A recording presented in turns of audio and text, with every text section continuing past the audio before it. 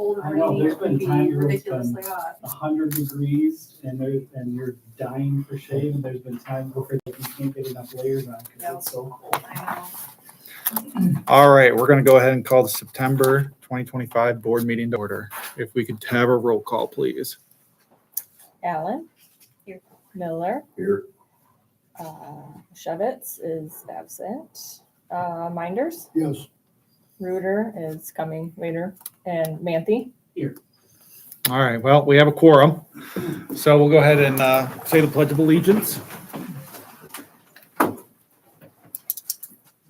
I pledge allegiance to the flag of the United States of America and to the republic for which it stands, one nation, under God, indivisible, with liberty and justice for all. All right. Public comments. Brian? None. Thanks for being here. Tammy?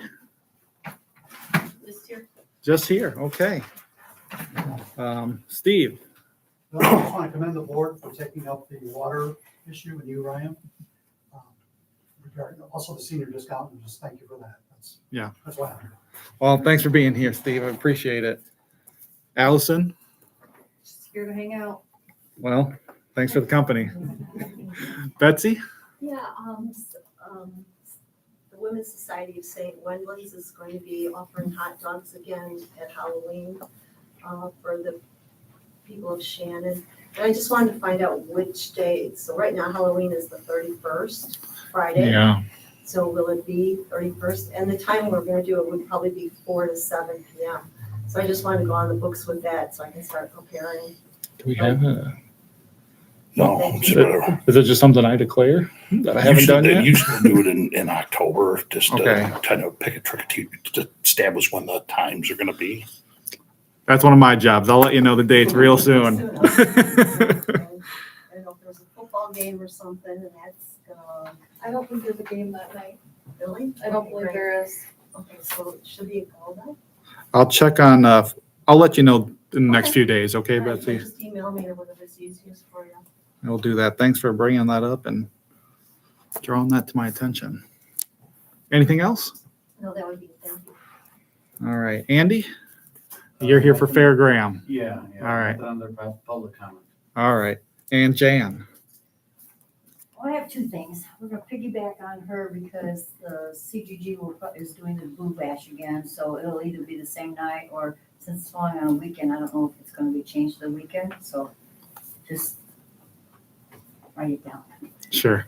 And the next thing I'm bringing up is the cutting of the trees on Main Street.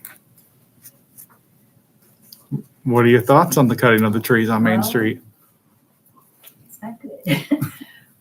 Well, I was concerned because number one, it wasn't put out to anybody that was something that was going to be done. I'm sure there are a few that are complaining about some birds, but birds are gonna do that wherever. I think the trees were add ambiance to the main street and brings up more of a town that shows that, you know, we're just a little happy town. I'm a little concerned because all those trees were donated to the village from First Bank by Robin's mom long ago. So it's kind of a slap in the face that we're just gonna cut down their trees that she donated to the city is to make it a beautiful thing. As it's the CGG, we're trying to beautify the city and make the main street welcoming. And, you know, I don't know how many people complained about the birds, but I'm sure that there's more people that are gonna complain about you cutting down the trees. So I know you've started, but you haven't finished. So I'd like to put it out to the people in our community to have a voice on it. And, you know. So just to let you know, this is a picture Bodie sent to me. And that car was parked in front of Al's for just a day or two. And that's ultimately what it looked like. And we had been receiving complaints. Actually, I've heard many complaints about the trees on Main Street, not necessarily that they're gone, but that they're present. I will talk to Robin's mom. I will tell you, I've been working with the bank to beautify downtown. We all have that shared vision. I just, Well, sorry, I talked to Robin about her mom's donation. How about that? I don't I'll care, clarify I'll talk to Robin about Yeah. that. We have plans for downtown. We want to beautify downtown as well.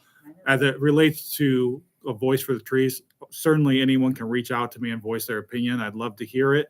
As it comes to trees in town, though, there's two people that have any power over that, and that's me and Bodie. Right. But certainly public opinions are always welcome, and anyone can reach out to me and voice that.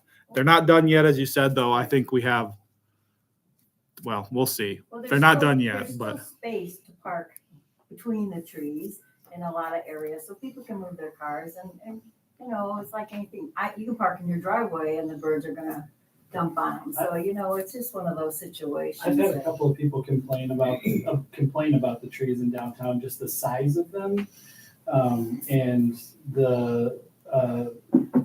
the ability for them to park next to them and not have them hit their car door when they open, like different things like that. That I don't necessarily think that trees in downtown are a bad thing, but I think the trees that we have are relatively large for the setting that they're in. I don't know. And that was just I've had a couple people talk to me about, we've got to do something about this. We park downtown all the time. Business owners that are down there have complained about it. So Maybe we can just trim them back a little bit or something like that to keep. The nice thing about those is they're hiding a lot of the buildings that are in bad shape that need to be fixed up. So it doesn't make the boulevard look like we don't care about it. So that's the thing. There's been just a lot of people that were surprised because we didn't know anything about it, and then all of a sudden the trees started missing about. So sure. that's- Well, I I'm just appreciate, bringing it to the front for us. I appreciate your Let's have a input. Discussion for people. Sure. And like I said, everyone who has an opinion to reach out. All the opinions I've heard have been on the other side, though. So if people do have opinions similar to yours, certainly they can voice them to me. Love to hear them. So we need to do it before they cut down trees. So that's the point. You know, after the trees are cut, we're done. So. Well, only 2 of them are down yet, so. All right. Those are public comments. I just have a few things. Most of my remarks are going to be as it relates to agenda items. Big one is solicitors. I found out there was a solicitor going around last week. I found out because one person reached out to me and the chief had just left town. If the first person who was solicited had reached out to me or the chief, we could have caught them in the act. And in fact, today, just before this board meeting, someone did reach out to me. The chief went there right away and we were able to get them out of here as fast as possible. Posting online is not a way for us to take action. You need to contact me or the chief. Our numbers are online, or a trustee, whoever you feel most comfortable with. yeah, I had someone reach out to me too, and I called chief that same night. Yep. So that's the best way. Posting online is going to be too late. And I don't Facebook. Yep. That's the big thing. Just one thing, Jennifer Haas, she was here all weekend as a Shannon auxiliary officer. I think she put in well over 20 hours this week, all of it unpaid. She was there every day, very visible. I told her how much I appreciated that when I saw her, and it was great just to see any auxiliary officers out and about this weekend. The grant loan program is now live on the bank's end. Thank you guys for all the advertising you've done. It'll go live on our website either tonight or tomorrow, and I'll make a Facebook post about that as well, and we'll see what applicants we bring in, but I'm looking forward to that. The State's Attorney's Office of Stevenson County reached out to me about a few hours before the case was called, and I was able to get a civil judgment for $4,500 for the Shannon Police Department. That's the difference between our insurance payout and what our old vehicle was worth. So our insurance paid out about $27,500. We estimated the car was worth around $33,000. So we did get a civil judgment for $4,500 for that. That guy is going to DOC. So enforcing that in the near term is probably not something that's going to happen, but it is on the books if that ever becomes viable. And everything else I have to say this month will be on the agenda item. So that's all I have. I did add trustee comments to this part too. Technically, trustees, we can talk about things not on the agenda, but it cannot be any final action. So if any trustees have anything to say for the month, I've added this. Certainly no one needs to if you don't want to.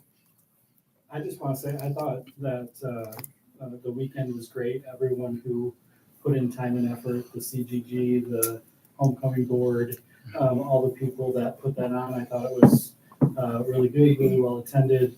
The weather cooperated, and I thought that it was a good showing for our town.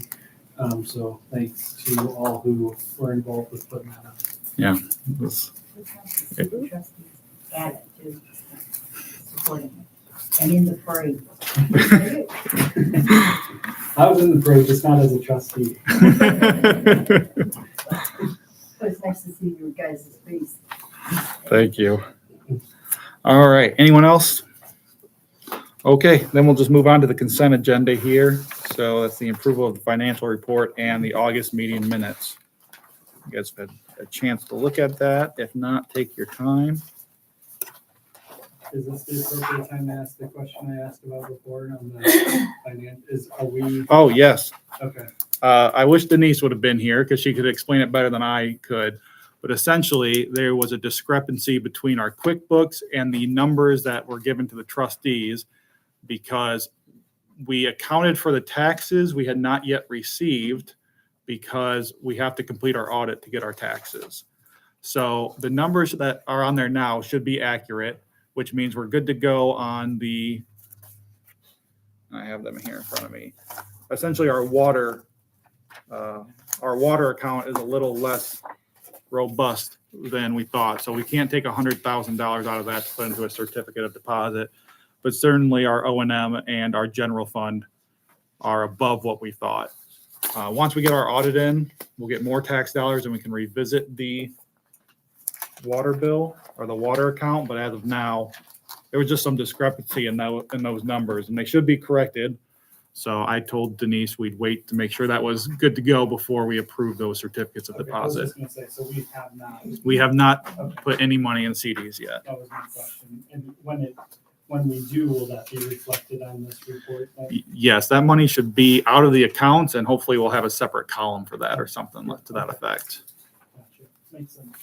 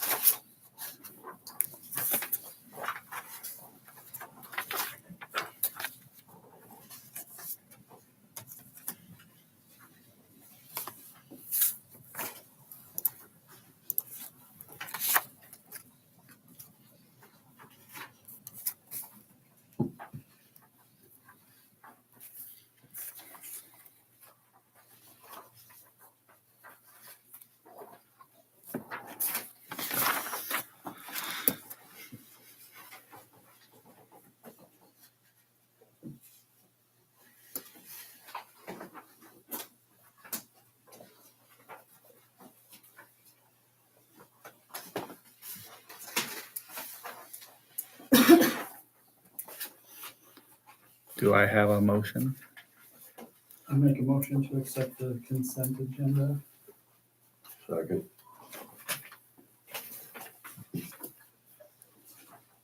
Okay. All right, roll call. Allen, No, Miller, Yep. Minders, Yes. Manfi. Yes. All right, consent agenda is passed. Zoning report. I've had two building permits, for solar. Okay. And then one still that has not gotten building permit for the fence. Other than that, I'll note here, someone did reach out to me and wants their entire property rezoned. And we will address that at the end because I took that a step farther and I think we should just address the whole zoning problem at one point. But I did have someone reach out wanting their whole entire property rezoned. Village maintenance? getting the orange truck worked on. I sent everyone an email about that. Labor Day went pretty good. And pretty soon we'll be getting ready for leaves. Yeah, thanks for all you, I know heading up to Labor Day is a busy time for you, so. Oh, try not to be. All right, Perry isn't here today. She said not too much to report. She did some flushing. Everything looked good on her end. We're also doing some copper and something else testing starting soon. She'll be here next month and can explain that in more detail, but she did do some flushing and everything looked good on her end. SPD? Weekend was a great weekend, like everybody said. As far as I know, the only incident we had was we had one person overheat. Other than that, everybody looked like they were having a good time, and it appeared to me there was more people there this year than there was last year. So I think it went rather well. Yeah, how'd you enjoy your home for the weekend? It was okay. My wife, with our 30th anniversary, wasn't happy, but she got over it. Safety committee? Excellent. All right. I saw Tracy just walked in with an easel. Yeah. I will help her. Yes, I see she's walking in right now, so I'd rather have her talk before we start agenda items then. You know what it's all about, right?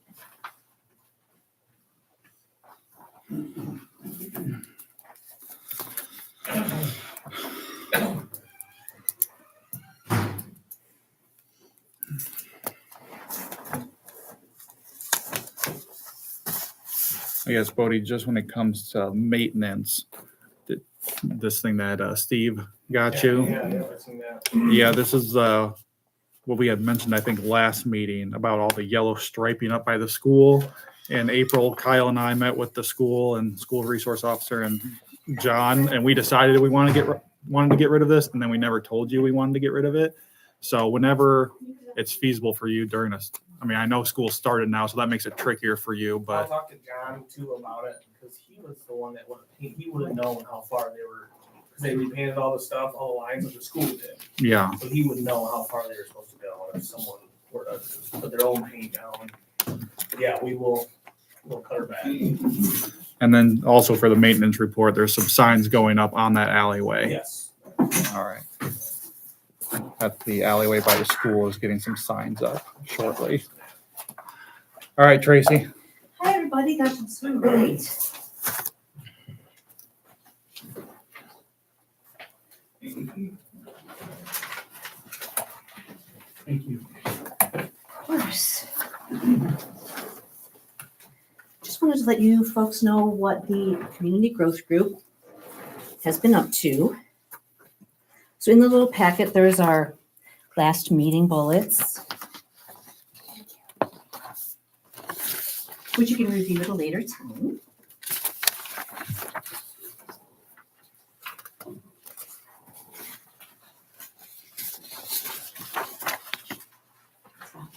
I think that was one.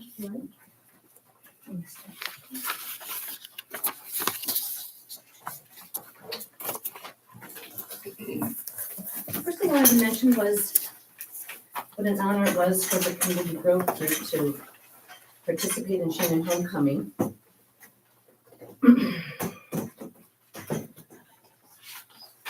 They asked us to be part of the committee, and it was a great experience, and we were able to support them with the raffle tickets. This was a job, sorry,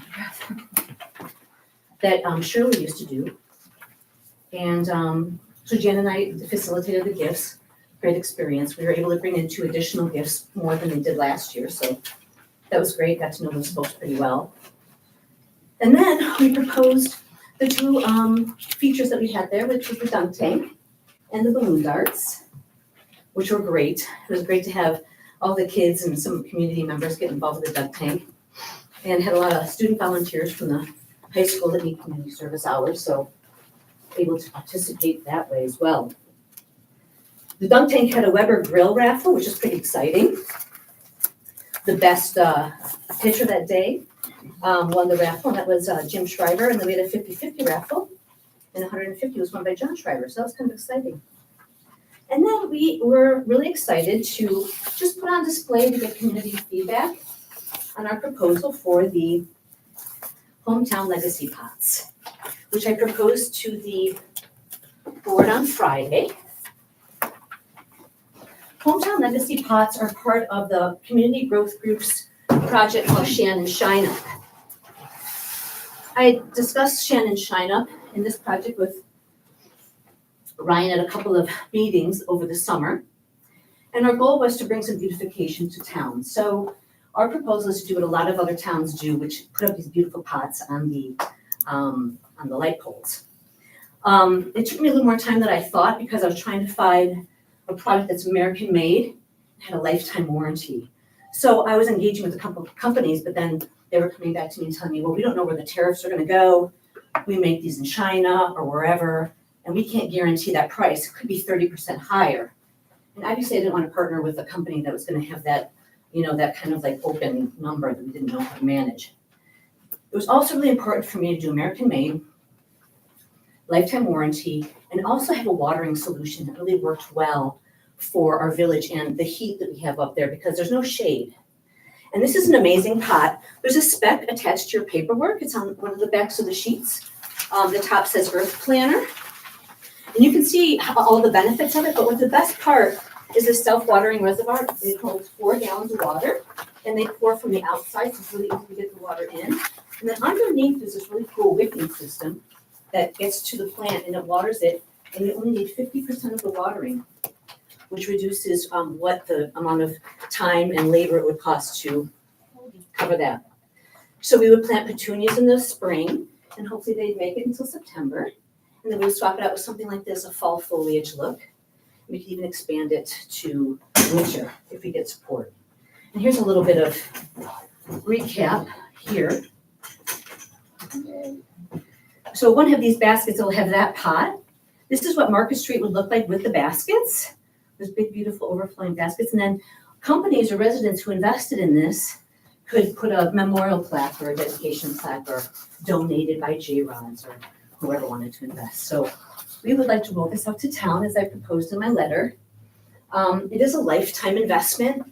It is kind of pricey. If you want to invest in one pot, the price is going to be $350. The price is reduced by $50 if you go with 2 pots. But again, it's a lifetime thing. I didn't bring in the bracket, but some of you folks were able to see it during the festival. Heavy duty stainless steel, PVC coated, really heavy, and it stays up there all year. You don't have to take that part down. All you have to do is take down the pot and the chains. So we're asking the village to support the program, allow us to roll it out, and then we're asking for the village to do 3 things. We're asking for you folks to do the watering, also replace the plants, put the plants in May, the petunias, 22 planters, and then do the watering. And we really looked hard for a product that we thought would just reduce costs for the village if you should so partner with us. What were the 3 things, Tracy? Do the watering, 22 planters in May. Yeah. So those are the flowers. What was the 3rd thing? And it's in my email to you guys, which is attached. So it's the planting of the flowers in May, the watering, and then the swap out in November when we go to a fall foliage look. And help with the initial install. In the email, the 3rd one is the help out with the initial install. Do you folks have any questions about the planners or the companies or the concept that we have? Will the bracketing get in the way of the Christmas light decorations bracketing? I don't think so. In fact, I went through that with Bodie, and I took a picture of what's on there right now. And we have like a flag banner, two hole flag holder, which I know Ryan wanted to repurpose. That's up here. This one is for something else that Bodie said is pretty current. There's these rusty ones down below on almost every pole, and we think that these are kind of defunct. And we would propose that that's where the bracket would go. It's the correct height too, if you want to pass that around. And Tracy, this goes past downtown, right? I would call downtown from, essentially just the post office to the bank would be downtown. 11, and there's one extra that doesn't have a pair across the street at the west side of town. So it makes kind of an odd number, 11. Also, if you're replacing the foliage, can work with maybe local growers in the area, or, so that can get them on board, maybe they'll donate some of it to it, so, it'll keep the cost factors down too. To use the same gardening, companies. Perhaps get a 5-year contract or something that says if they're going to fill it for reduced price because we're a 501c3. We'll also save on not being taxed on these items because it saves us about $800, just the tax. Good question. How much do you think one pot, like all the flowers in the dirt, would cost probably about 50 For a flower. for a pot. So we're at, That's an estimate. I did not go out Right. and do a dry run. I well, thought with the soil and the flowers, it would be 50, something that's real sun so $1,100 every spring and fall. approximately. And then the labor. But So again, I didn't check the flowers. I was just kind of going off of Menards and what it cost me to do a pot at home. They do recommend one particular soil that's a little bit lighter that allows the water to go up into it. So that's important because it allows that wicking to really work. You just can't put in, they have a recommendation. And they sent it with two, each one that when it comes with a bag of that soil already in it. So you have the soil part with the first delivery. well, we can, sorry. You can also contact like Menards and those companies and ask them if they will contribute to us or be able to bring it from their growers and at a better price for us and that. And just, or find out who their suppliers are and go directly since we are 501. So we can do that as well. But as a floral shop, that's what we normally did. So just go directly to the growers. Well, this is something we can bring up in October, as you mentioned, as you noted, I've been working with the bank to try to do something with those downtown poles as well. And I know with the trees likely going, there's been some discussions very briefly about what we'd like to put on the ground as well.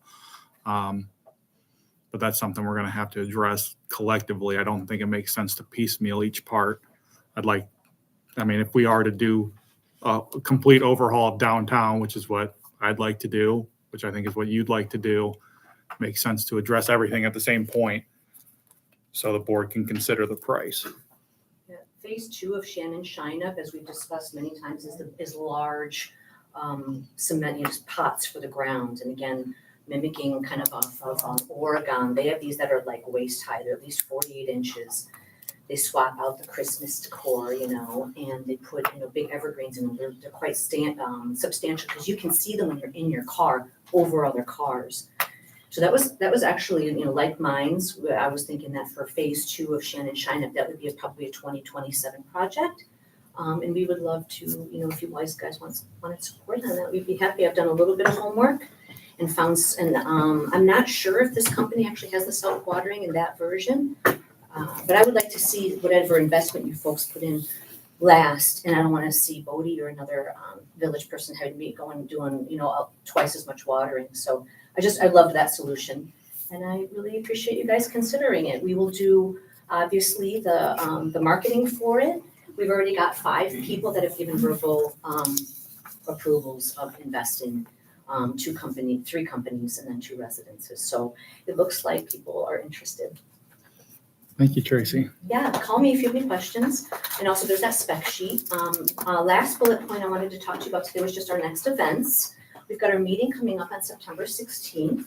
And if you wonder about what we do at our meetings, you have our agenda for our last meeting, so you can see the things that we talk about if you're interested in things. We really do want to build our team and our volunteer base. And that's over at the Township. the township building. And then after that, we would like to inform you guys that it is our intent to do our 2nd annual Halloween Boo Bash on Friday, October 31st. It was our first big event last year. And while I don't know that I don't know that we have a city code that says that I have to ask for permission, of course, I think it makes sense. And I'd like you guys to get your blessing on utilizing the park that night, doing a lot more stuff for the kids. We're gonna consider having an animal feature this year, whether that's mini ponies or maybe a petting zoo or something like that. So we'll have more details for that soon. Thanks, Tracy. We'd love to see you there. And thanks, folks, for the trustees that stopped by our booth this weekend. It meant a lot. Thank you also, Chief, for helping us with multiple first aid things and electricity things, and you're a big help. Thank you. Thanks, everybody. In the fire department for a while. Oh, the fire department, they were great. Sorry, I went over my 3 minutes. All right. We are not going to restart my computer now. Like I said, I kind of want to jump around a little bit because Kyle requested we do so for a few items, and we have a guest here from Fairgram. So let's start with Fairgram, which is item number 2, the Water Street Water Main Project. Thanks for being here tonight. Sure. Do I stand? Sure. Okay. Hi, everyone. I'm Andy Reeder with Fairgram. I'm an engineer. Darren Stiegel, wishes he could be here, but he had a conflict tonight, so filling in. He's attempted to get me up to speed on the project, so I will do my best to answer questions that may pop up. But if I can't answer a question tonight, we'll get an answer back to the board tomorrow as soon as I talk to Darren. So Bridget Stocks, our grant administrator, prepared an update form that I've handed out to everyone on the board, and I'm going to kind of go through that to give a project update to the group, so that you guys have an understanding of where the project stands and any steps that next steps that might be need to do. So first off, the project cost for the water, this is water main replacement, removal and replacement of existing water surfaces and fire hydrants. And the current project cost is $1 million, which includes planning, design, and construction engineering. I was told that the $1 million cost is a high-end ceiling. The plans have been submitted to IDOT, and they're going through the review process, but they're not approved and finalized. So they wanted to make sure that the budget covered any comments that would come back from IDOT or the IEPA. I was going to say, last year, I think the loan was $550,000. So that's quite a jump from last year. I know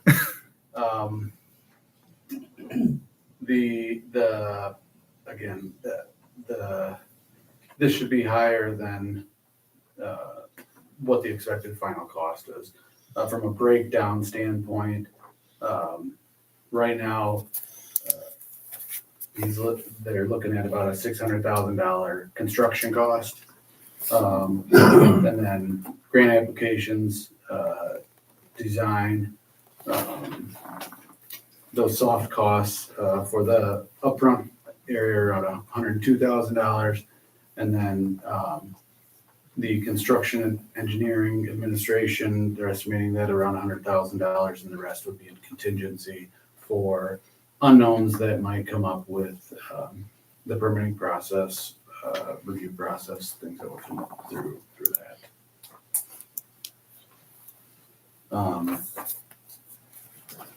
The current status, right now, Fairgram's working with the village on upcoming bypass lists, which starts on January 1st, 2026. The IEPA issued the current round of funding, and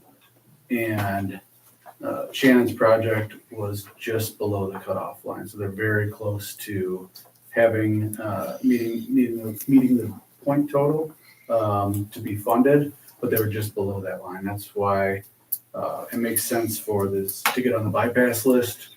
The way it was explained to me is it's kind of like standby for an airplane. If you're on the list and something happens with one of the projects above that, doesn't get funded, then you bump up on the list. So to be eligible for the bypass list, the following items have to be submitted to the IEPA: an IEPA loan application, debt authorization ordinance, plans and specifications, and professional services contract signed. Now, the status of each of those items, the IEPA loan application has been drafted. It is ready for review and signature by the village. So that should be getting sent to the village this week. Debt authorizing ordinance, that again is drafted and ready for review by the village. And that'll be sent this week to the village as well. That'll need to be put on October's agenda in order to make the timeline for the application. Plans and specifications are ready for signature by the engineer and will be submitted to the IEPA shortly. It sounds like they're just finalizing some specifications, but they're very close to having those completed and will be ready before the October meeting. And then the professional services contracts. Planning and design is signed. The construction engineering contract will need to be signed at the October board meeting. So that is something that will be prepared between now and the October board meeting, and will be submitted before the October meeting. So what does the village need to do now? Fairgram will complete the majority of the items, but right now, on the village's to-do list are, number one, put the debt authorizing ordinance on the village's October meeting agenda. Number two would be signing the IEPA loan application, which Fairgram will be sending this week. And put the construction engineering contract on the October meeting agenda. As far as today, there's no action items that need to happen. There's nothing right now that needs to happen. But those are the items that are important to get on the bypass list. Those will need to be on the October meeting. And then the last item on here, when will the IEPA approve bypass funding? After January 1st, 2026, the village will get a letter of commitment to move forward on the project with IEPA funding if they are selected. All right. I have a few questions. I'm sure some of the trustees do as well. So this is not submitting for the grant again that we applied for. This is submitting for funds from the last year's grant again. Correct. You guys have already submitted for the grant application. They've reviewed the application, they've scored it, so you're on the list. This is essentially saying you want to be on the bypass list. So it's the same funds that are out there available. It's essentially saying that if someone comes off the list, you would move up to be considered in for the funds that are out there right now. If one of the projects, and it sounds like this happens a lot. There's a lot of projects that are funded, and that there's a good chance that Shannon is very close to the cutoff line. Right. They feel there's a good chance that if they're on the bypass list, that the project could be funded. And I know we were close. I talked to Darren about that. My concern is being close, we then up the project cost by double. I know Fairgram wants to have this project go as well, but just seeing the number double concerns me trying to get those bypass funds. But Fairgram wouldn't do it if they, you guys want this project to be funded as well. Just looking at that number, knowing that we're going after bypass funds and not a whole entire new grant application, that concerns me a little bit. But any trustees have any questions? Yeah, they ever explored relining what's there already? Line pulling? I'll ask Darren. I'm not sure as far as the history of the design. I understand that he did say that the history of the line that's out there is there's been extensive repairs and issues on that section, and that it is an important section that should be addressed. I don't want to say the wrong number, but over the last 5 years or something, I feel like he said there was over 10, 15 repairs on that section of line that they're looking at. And it's a recurring issue. And I know that the DOT is looking at redoing the road, and that's part of the timing of this, because you do want to get the infrastructure replaced before the road gets done. He mentioned that they're asking IDOT that if Shannon doesn't get funded and this doesn't move forward next year, would IDOT hold off on doing the road? And I don't have an answer right now. We're trying to get an answer from IDOT if they would pause on doing the road until this gets done. But they're looking into that. So So is the, the amount that we have on here for the project cost, when they were originally considering our application, that we did not get, does it matter that this is significantly higher? Like, will that be taken into account?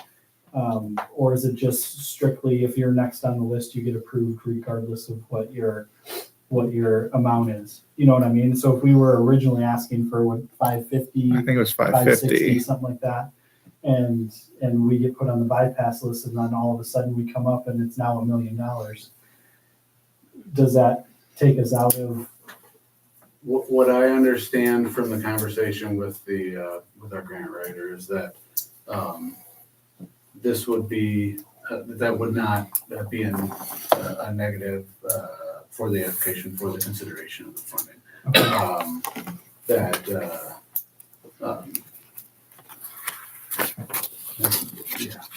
Essentially, that wasn't an issue. This is what, you'd want to ask for, this amount, and it wouldn't be a negative, on the scoring or change it.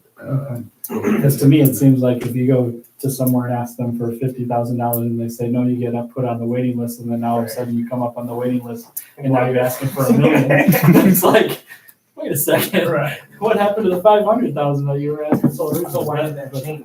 I mean, is there any- I'm sorry, I don't know what the original, what made up the original application cost, and I don't know, this is not really what you guys want to hear. But I'm a little bit, That's okay. We appreciate you coming down just to give us the update. Yeah. I think might be a good idea. If any trustees have any questions, I can let Darren know ahead of time. I'm assuming Darren will be here at the next meeting. yeah, it was, with Labor Day, you had a conflict, like you would have. No, not a problem whatsoever. And we appreciate you coming down and giving us the update of where we're at now. I don't want to sound No, ungrateful by any means. We appreciate it. No, we want this project to go. Yes. And we appreciate you being here. Yeah.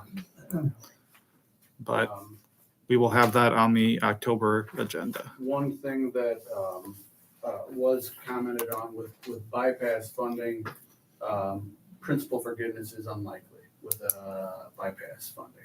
With traditional, if you're accepted on the original application, it's you have a higher chance of getting principal forgiveness. So with bypass funding, it's So this isn't a grant then. This is a loan.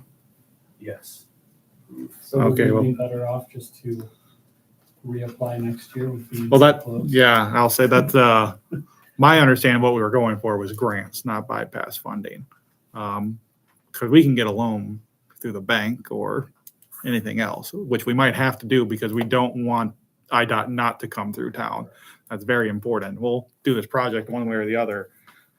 But if we're going after loans, unless they're significantly lower than what the bank can offer. Usually, I think the loans, the rates are considerably better on the IPA loans. Okay. Than you get from a local a bank. I think the IPA loan rate is usually a couple percent, 2-3% compared to significantly higher. Again, we can get you those numbers a little more tighter. But All right. Yeah, I'll talk to Darren because if it comes to choosing the bypass, I mean, I guess it's probably not an either or. We could apply for the bypass and the grant again, but I'd have to imagine we're more interested in the grant. Well, and I guess if we apply for the bypass and they select us, do we have to take the bypass? so Or can we elect not to? I think the original application, my understanding was that it was still a loan, but there's a good chance that you get forgiveness on the loan. I It's an understand. IEPA loan program. You're still essentially in the same program here, but when it goes through the bypass process, it just, from what I was told, it sounds like the forgiveness option isn't usually something that is likely in that scenario. It's much more likely that they'll give loan forgiveness if you're accepted on the original application for whatever reason. Understood. Well, thank you for that clarification. That's very important, I think, for what we decide to do moving forward. And I will touch base with Darren before the next meeting. Any trustees that want me to have some questions asked ahead of time so we can come back with some knowledgeable answers, let me know. Yep. Yeah, and he can, if as early as tomorrow, he'll be able to respond and. Darren's always getting back to me quick, yeah. Very, very quick on Well, great, thank you. Any other questions? All right. We'll go back to one then. I had someone from, let's see, where are those? I had someone from the Methodist Church or their board reach out to me on the alleyway behind the church.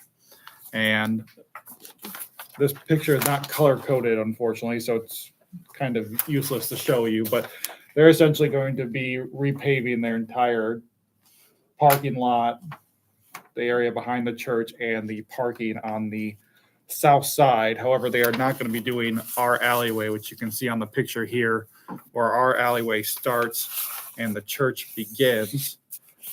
Obviously, they'd like for us to consider repaving the alleyway with them, and if we would attach onto their project, it would probably save us some money as opposed to doing it on our own. So that's what it looks like on the north side, and on the south side, it's actually just gravel. It's not paved anymore. I don't know the extent of the church. I know they're working with numbers because the quote they got right now is above 80,000 for their entire project, though they're hoping that's going to be reduced by about 20% last I heard. The estimate for our portion would be around $10,000 if we wanted to tack on, give or take. Now, I put alleys on largely on the agenda because I think it's worth noting that this alleyway here on the church is about one of the only alleyways that has any actual paving in town. Yeah. This is between Chestnut and Walnut, and the owner here of this house actually put this in, not the village.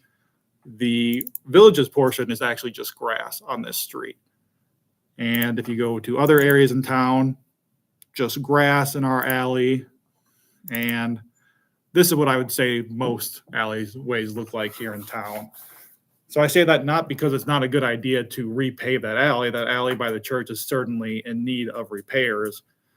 I just note that our alleys in town generally are in need of some love or attention. So the first question is, are understanding that our alleys generally are in bad states, and actually this one is probably our nicest alley, which I think is kind of says something about the state of our alleys in town. They're wondering if we're interested in hopping on, and maybe do you know anything about this? Mm-hmm. Do you want to comment? Because I asked someone from the church to be here tonight, and I don't see anyone here. So you want to hop in? Well, the last I had heard, we were just paving. We had gotten a quote for the alley, the main parking lot, the east side of the church, and the south side of the church. And I think right now we're just going to focus on the main parking lot because of the price. And then, yeah, they were wondering if the village would help pay for the alley to get repaved as well. But it's my understanding that there's sewer lines that run underneath that. So if you were to repave it, and you would have to rip that up, then, and I think that's why half of it's gravel and half of it's That's what I was paved thinking. anyways. I know most of our sewer lines run down the alleys, which is why most of them are not paved. Yes. Correct. And historically, the village has not maintained alleys. I'm sure you guys don't plow them or anything else, so the village is just traditionally not. We plow them, and we have made a little, I mean, I don't like to spend too much money on them. I mean, I have the quote in front of me right here, it's $9,200 to do that alley. Okay, so a little less. You know how much we get for MFT to put $10,000 into an alley is, I would rather just put gravel down. Right. If they wanna blacktop it, I can just put gravel down and make it look nice. I mean, it'd save a lot of money. It's $10,000 for an alley. No, I understand. I don't think it's a bad idea to gravel all our alleys in town. We could do that. I mean, gravel's cheap. Sure. So cheaper. I will say in our ordinances, at least as they stand now, we actually are in charge of keeping our alleys in good repair. Now, whether that's been done in the last 2 generations is another question, but they are our responsibility.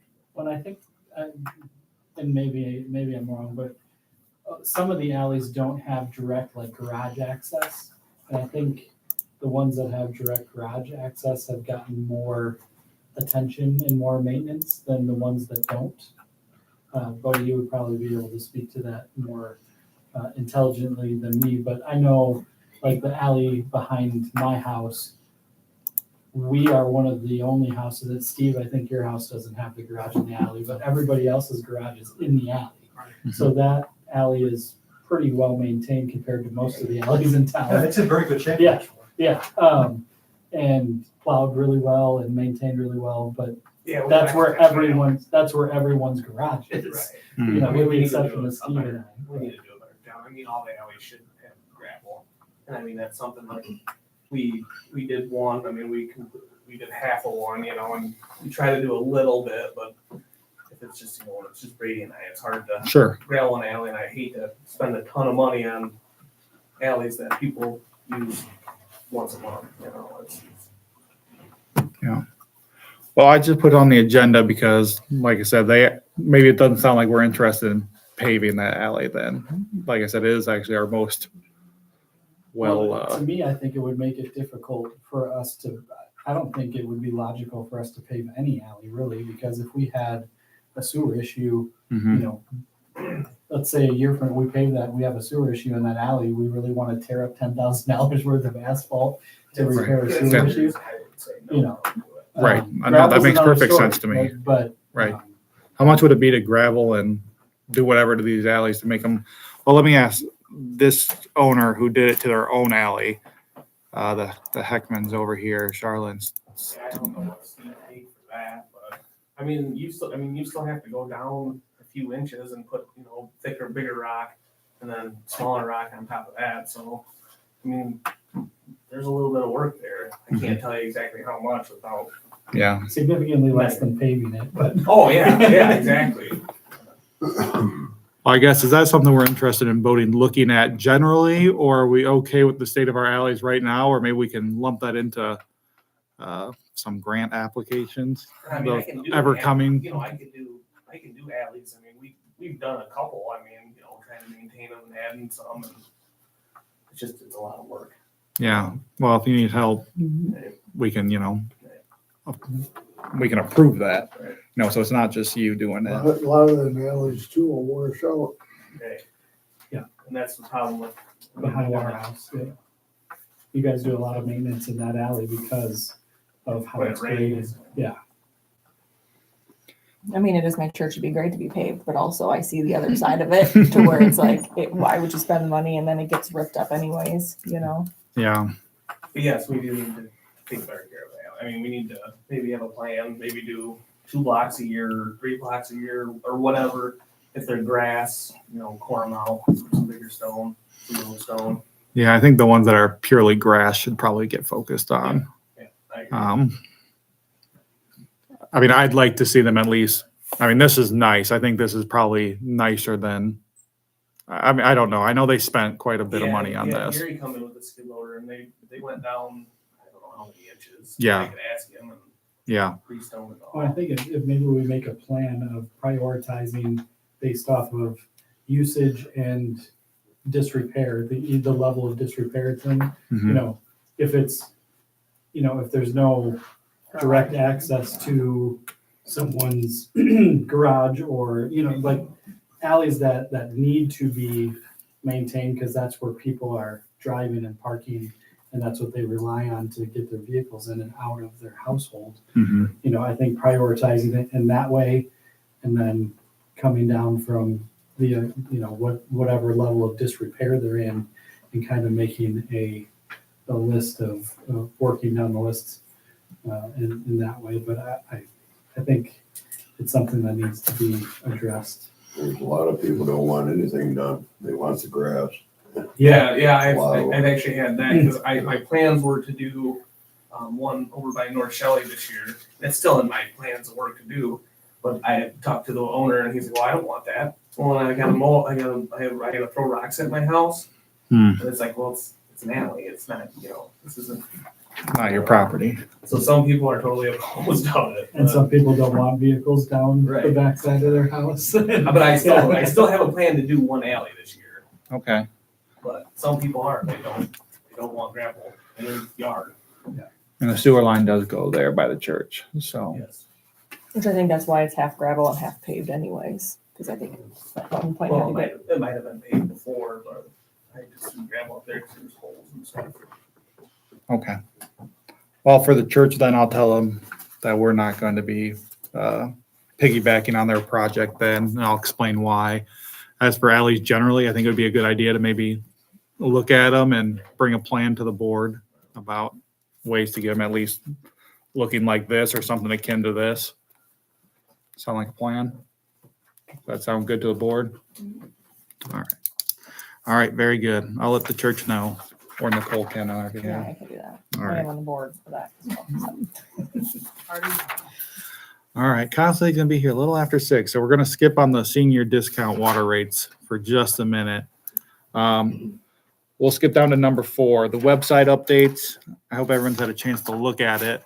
There's actually quite a bit on the back end that was done, and I'm working on quite a few more pages to be put up on that website. So that's just what we got done by September, because I wanted to get it rolled out by then. But there's actually a lot more that was done on the back end coming up. The total cost was $1,950. I spent $1,000 of my discretionary funds last month.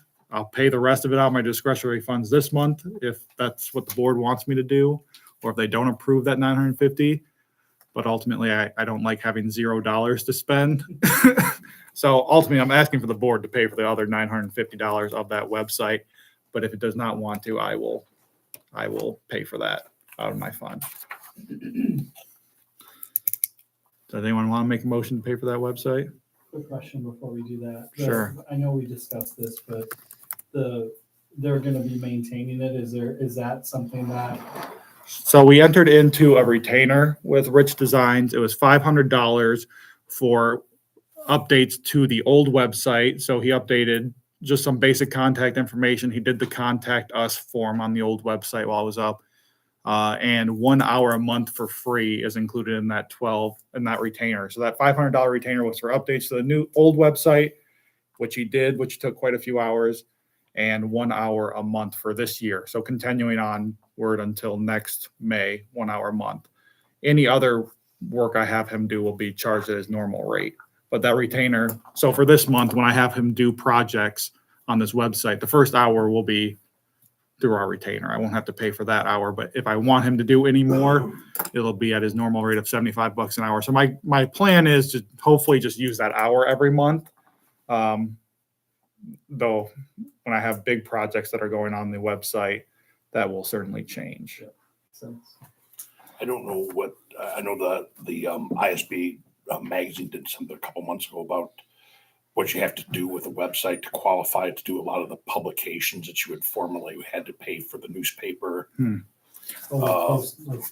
that if you do certain things with your website, there's some new regs that say you can publish it on a website as opposed to publishing it in a newspaper, some of those legal notices. That would be very nice. That would save us a lot of money. And it was either not last month, but the month before, there was an article in that ISBA magazine about it. One of those is still around. I do have one of those still around, so I'll check into that. Or I'm sure they'd have something on their website, but I can't remember if it was, I'm assuming something through the Illinois Attorney General's office or some kind of, some changes with that. Yeah, I'll look into that because that would be very nice to have something up here for Right, notices exactly. on the first thing of the page. So, yeah, I mean, I'm pretty happy with how the website's turned out, and there's a lot on the back end. If you haven't had a chance to check it out, I rewrote every single ordinance we have in town, or sorry, every single permit we have in town. So every single permit is now brand new. Has a list to help you along. I had Bodie check all these. They all look good to go, but hopefully it should help people understand what they can and can't do with their building permits and fencing permits. I have solicitation permit here just for people looking. Obviously, it just pulls up don't solicit in Shannon, but I have that listed as well. So that's a nice little addition to hopefully save Bodie some calls. But ultimately, if the board doesn't want to pay for any of that, that's fine. I'll pay the rest of it. But if there's not a motion, we'll move on. But is there a motion? I'll make a motion for it. I have a first. Is there a second? I'll second.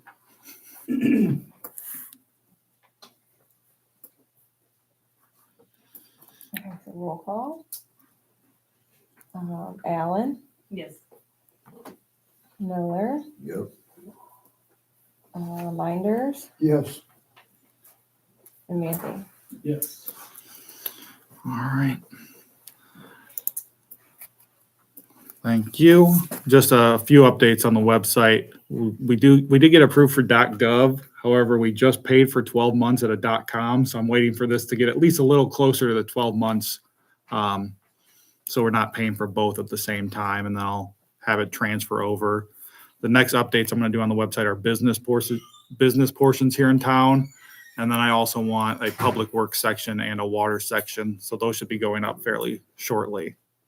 So I will say this, I love that picture, but the predominant thing to me is a Mount Karen. I know. Ambulance. I know.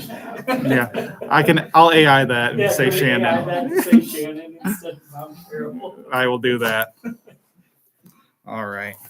Great town, but we don't want to advertise for them. I'll look into that. Thank you. All right. We only had to skip around one time. Kyle's here at Sorry about that. 7:03 for the record. Kyle was double booked by Kyle's own fault. All right. Water rates, senior discount. So in your handouts, I just did this quick little update. And after I did this, I noticed there's some wrong numbers here. Noticeably, I only said 312 water connections. Those are residential connections. There's actually about 25 more businesses on top of that. So that would reduce the monthly increase for non-seniors from about 50 cents to 90 cents per user. So the two scenarios, just to give us some numbers to work with, if 25% of the households here in Shannon are seniors that would qualify, you'd be expecting a $4 increase across the board for all non-seniors. If 50% of 1 to 2 person households are seniors, you're looking closer to $8 minus 50 cents or so, considering those business connections, if we were to also charge businesses to distribute that price. So I spoke with Denise this morning. She said it was closer to 70% of 1 and 2 person households. And seniors. Okay. So I would expect above $8 for all other residents. And I expected it was high. Now, Lanark, Steve actually sent me Lanark's requirements, which says you have to actually own the house. You can't be renting it. You have to be a senior. We make sure you own the household. So maybe that takes down the number a little bit if you get rid of rentals for seniors. But I suspected it'd be at that higher rate of $8 per month for everyone else to give seniors a $14 discount every month. So in total, we'd be giving seniors 20% discount on water, or just over 12% on their overall utility bill, $168 per year, which of course for our seniors living paycheck to paycheck is not an unsubstantial amount, but the trade-off is we're making everyone else pay for it. If I understand this correctly, you're going to subtract the $14 from seniors? That's just a number. Or we'd be, well, financially, we can't afford to do that. So you'd have to add $14 to my bill, Miles's bill, and Talia's bill. No, because there's more non-seniors than there are seniors. So by taking $14 away from the seniors, spreading that cost around from everyone else will average around $8. But the net amount will still be the same. But what I'm saying is if we don't, you cannot subtract for what they pay today and still pay our debt back. You would have to add. Well, that's what he's saying is Yeah. you would subtract 14 from the seniors and add $8 to everyone who's not a senior. Okay. That's what And he's saying. the argument at the time when we did this in 2017 was the seniors had lived in town their entire lives, and they had kicked the can down the road to us to catch and fix the water problem. And I should note that the $14, the $8, these numbers are not special or etched in stone. This is just some numbers I threw out with Steve when he came and discussed the issues. We talked about some numbers that make sense.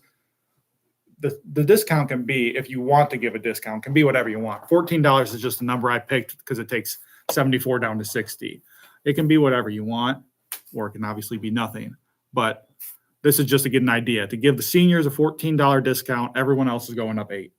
And the net amount is still the same. So we are raising everyone else's. We don't have to raise it by $14 per person because there's more Also know- non-seniors. Everybody here should also know that our water rate is gonna have to go up anyway with our pending project. That's gonna have to be paid for. We only charge, Denise broke it out for me this morning. We charge $21 for sewer. God help us if we have to do anything to the sewer plant north of buy a new fence. That's gonna have to go up. The garbage, we're behind on garbage today. We know that's Yeah. one. We already increased that. That's already Okay. covered. But So, Yeah, and the new fence that will be coming. I have Yeah. 10,000 to spend on that yet too, so. right. But And I'm saying that money's in the that's account. not a major Right, expense. right, exactly. That's not $100,000 expense of whatever, I mean, Sewer replacement. yeah. I don't see how we can be good stewards of the outfit and say that the people who've lived here their whole lives get to not pay for their fair share of what hasn't been done. Oh, they're using a lot less too. A lot less than family 4 or 10. Yeah. So let's say they use, that's, the water is literally the cheapest part. It's literally a cent and 1.25 or 1.50 cents a gallon. That's the cheapest part of any of this. Mhm. But It's the O&M, it's all the other stuff. Kyle, do you want to break out what the water portion is? Do you have that? Yes, the $74 we paid for water today is $6 O&M, operating and maintenance. That was required by the EPA when we started the new billing in 2017. $34 is EPA loan repayment, and the other $34 covers Everything else. everything else. So essentially, I mean, it doesn't really matter where you take it out from, but we're looking at that $34 for everything else. For seniors, that'd be $20. For everyone else, that would go up $8. Just I don't want to say which way I'm going. I just want to make sure we're clear. The number will stay the same at the end of the month. Everything will be paid. The question is just, does it make sense for seniors to get a discount? I think when we talked to a little bit, you had mentioned it's gonna be kind of hard to also keep that consistent. We have people that pay annually. We It's have gonna be a people- billing nightmare. Yes, for people who do the water bills. But also It'd have to be renewed every year. every year, and then they'd have to come in every year. How are we ensuring that they own their home? They have to now come in with their deed on top of. We can look that up online. There's plenty of, right? There's plenty. I mean, you have software, right, Chief, that can tell who owns a home. But yes, there will be some administrative costs, maybe not in actual dollar amounts, but hours will be spent to ensure this happens every year.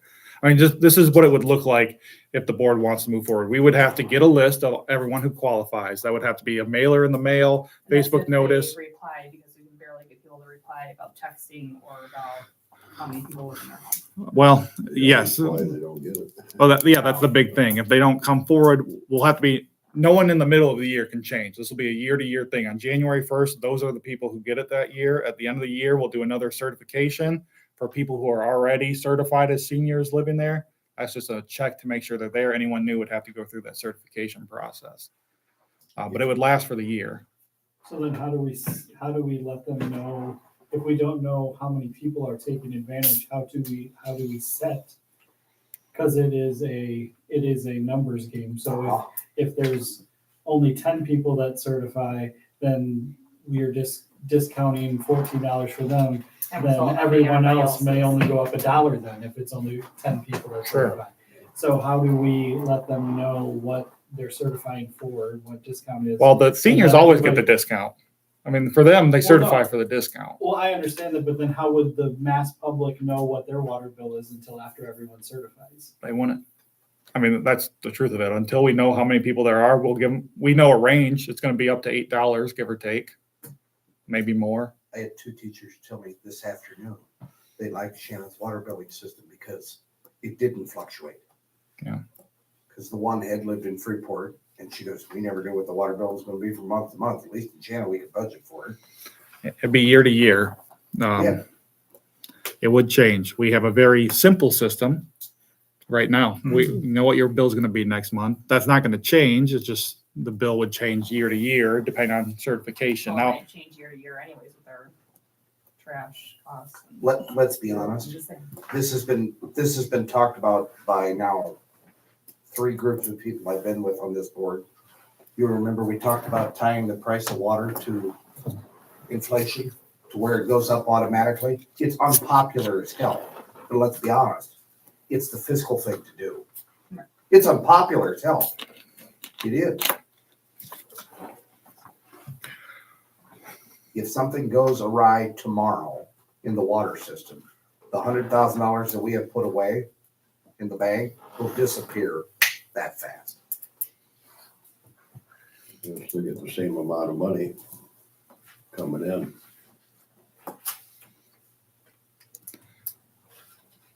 Butch, what are your thoughts? I never like to see anything raised, but this day and age, you almost have to.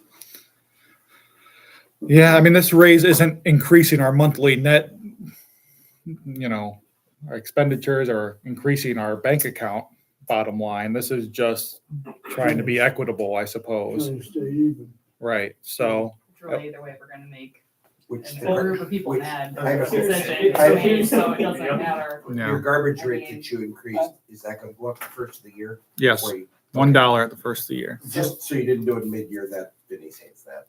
Sorry. Were you So I'm not, just- were you not here on that meeting? Yeah, It was the one at 11 o'clock at night. So I'm just trying to play devil's advocate here. I agree that it should be more equitable, but if we do it in this manner, we're making the assumption right now that a single or 2-person senior household is using less water, right? Yep. That senior household could be out watering their grass, could be having their grandkids over babysitting them every day. I'm not saying that that's the majority or everybody, but I'm saying we're making a sweeping judgment that just because it's a single elderly household, that they're using less water than us. Which, like I said, in most cases may be the case, but in some cases may not be. Right. There are certainly some people that could benefit, though. My thoughts is generally across the board, I would suspect most seniors to be using much less water, though there are certainly some people who are using as much water as someone else. And it should also be noted there's single individuals living in apartments who are going to see their water rate increase. Well, and I know of people who would qualify for this that are out washing their car with the city water a couple times a week. You know what I mean? Right. Like those are the things that unless it's metered and you actually know that you're paying for what you say. No, I'm not suggesting we've crossed that bridge. Yeah. We know, Hopefully. but I'm saying that there's no way to make it equitable Right. unless it's that. The only way you'll make it fair for anybody is put meters in. That's That's- gonna cost a bundle of money. Yeah, we can't. That's too expensive. But guys, even if you have meters, there still has to be a base. It still has to cover the cost. I understand. So the water usage being the penny a gallon or penny 0.5 of the cost of the actual gallon of water in this town is the cheapest part of the bill. I Well- don't disagree with you. But that's the biggest argument is, well, they use less water. I agree, but they have the same service you do. Same service he does, same service he does. I don't disagree. I do think that it needs to be made more equitable. I just don't know that this is the answer to make it more equitable. I think the argument's right too, like you're saying, we have people who live singly too, who don't have kids, who are also gonna argue, well, I'm using the same amount as the seniors. Yeah, And we have to think about that too.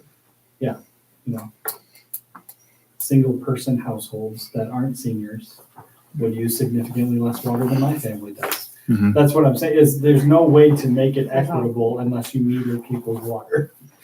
Because if you make a sweeping decision, then it's going to not be equitable for some people.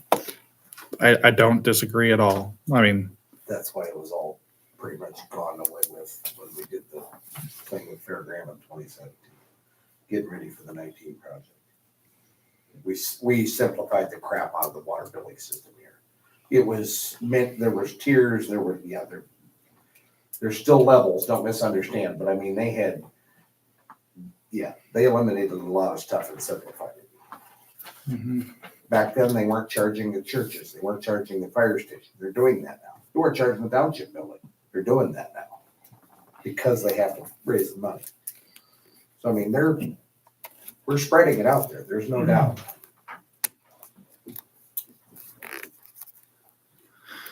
Still, seniors are using a lot less and they're paying the same. I just don't see it as right to Yeah, but it's just the same as a single Not give person them a- living alone. As far as the seniors are concerned, most of them have lived there their whole lives and had cheap water, so. I also want to, I guess, just make a general statement. There's a little star by this on the agenda, and that's to indicate that this was added by the trustees. Steve came to me, he explained what he thought would be right, and I said, that might be a good idea, but why don't you have some trustees talk about it? And 2 trustees asked that this be added to the agenda, and that can always be, and Marcy was one of them, who is not here tonight. That Yeah. is me. Yep. I So the- think it's a good thing to have the conversation in front of the town too, either way, so. Right, this For is, education. this is something that can always be re-added to the agenda if the board decides not to do anything tonight. It might be a good idea just to show that we're having this conversation if others want to reach out, if a motion's made and doesn't pass tonight. But this was trustee added, and trustees can always add things to the agenda if 2 of them want to, or you can just ask me, I'll put it on most of the time, And but Steve, I don't disagree with you in premise whatsoever. I wish that there was something that we could do to make it more equitable. I just don't know that there is a viable solution for us to do it outside of metering. And we know that that's way too costly for the village. to do. meters, they'll run you about 300 a house for meters. You don't have to go with Tiffany glass meters from whoever. and You know. Meters are $85, $90 a piece.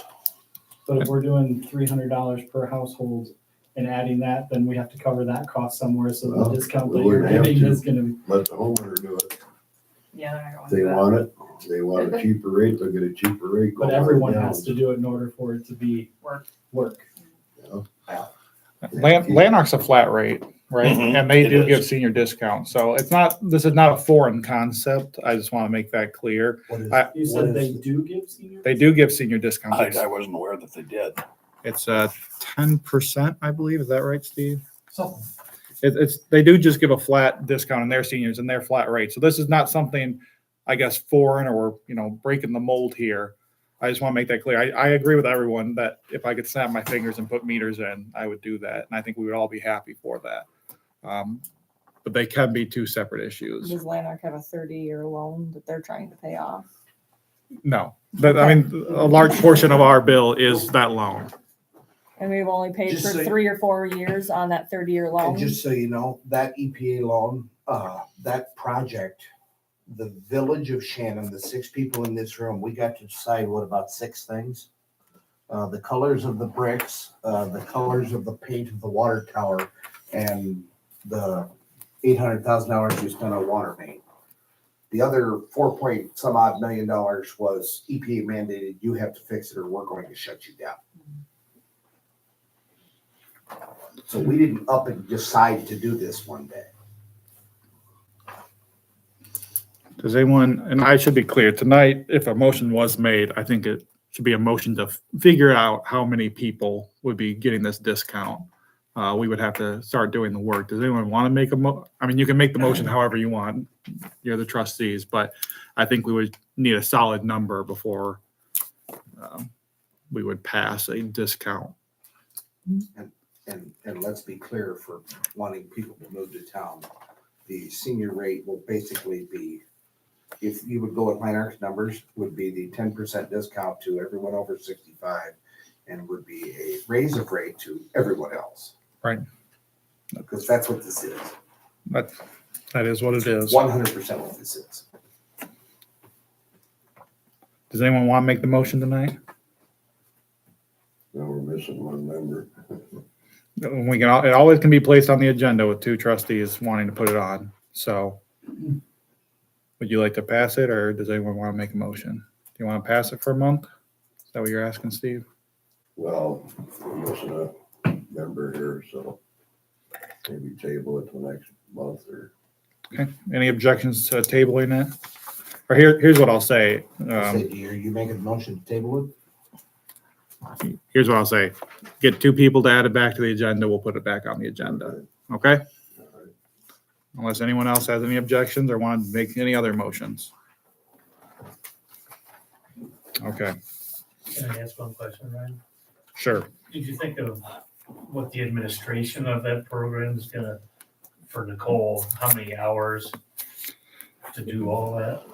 There would be an administrative cost that is not reflected in any of those prices. I mean, if and when Nicole becomes clerk, she's gonna be here all the time, so she'll have the time to do it, I suppose, but that cost is baked into her salary in the future or her hourly rate now. So yeah, that is something else to consider. All right. Going on to number 5 then, technology purchases for employees and officials. Kyle keeps talking about getting you an iPad or some sort of tablet to help with the water systems you and Perry run and for when you're a clerk. Bodie, you need any technology updates at this time? No. No expo markers or nothing. No expo markers or nothing. Perry and I spoke about it. Where is Perry, by the way? Perry and I spoke about it briefly because I'm gonna look really stupid without her here. Yeah. You having to run SCADA on your phone or a computer is not what you would call simple. Yeah, the computer not being portable and the cell phone not being able to be quiet. In other words, it has to be up on a computer, correct? Mhm.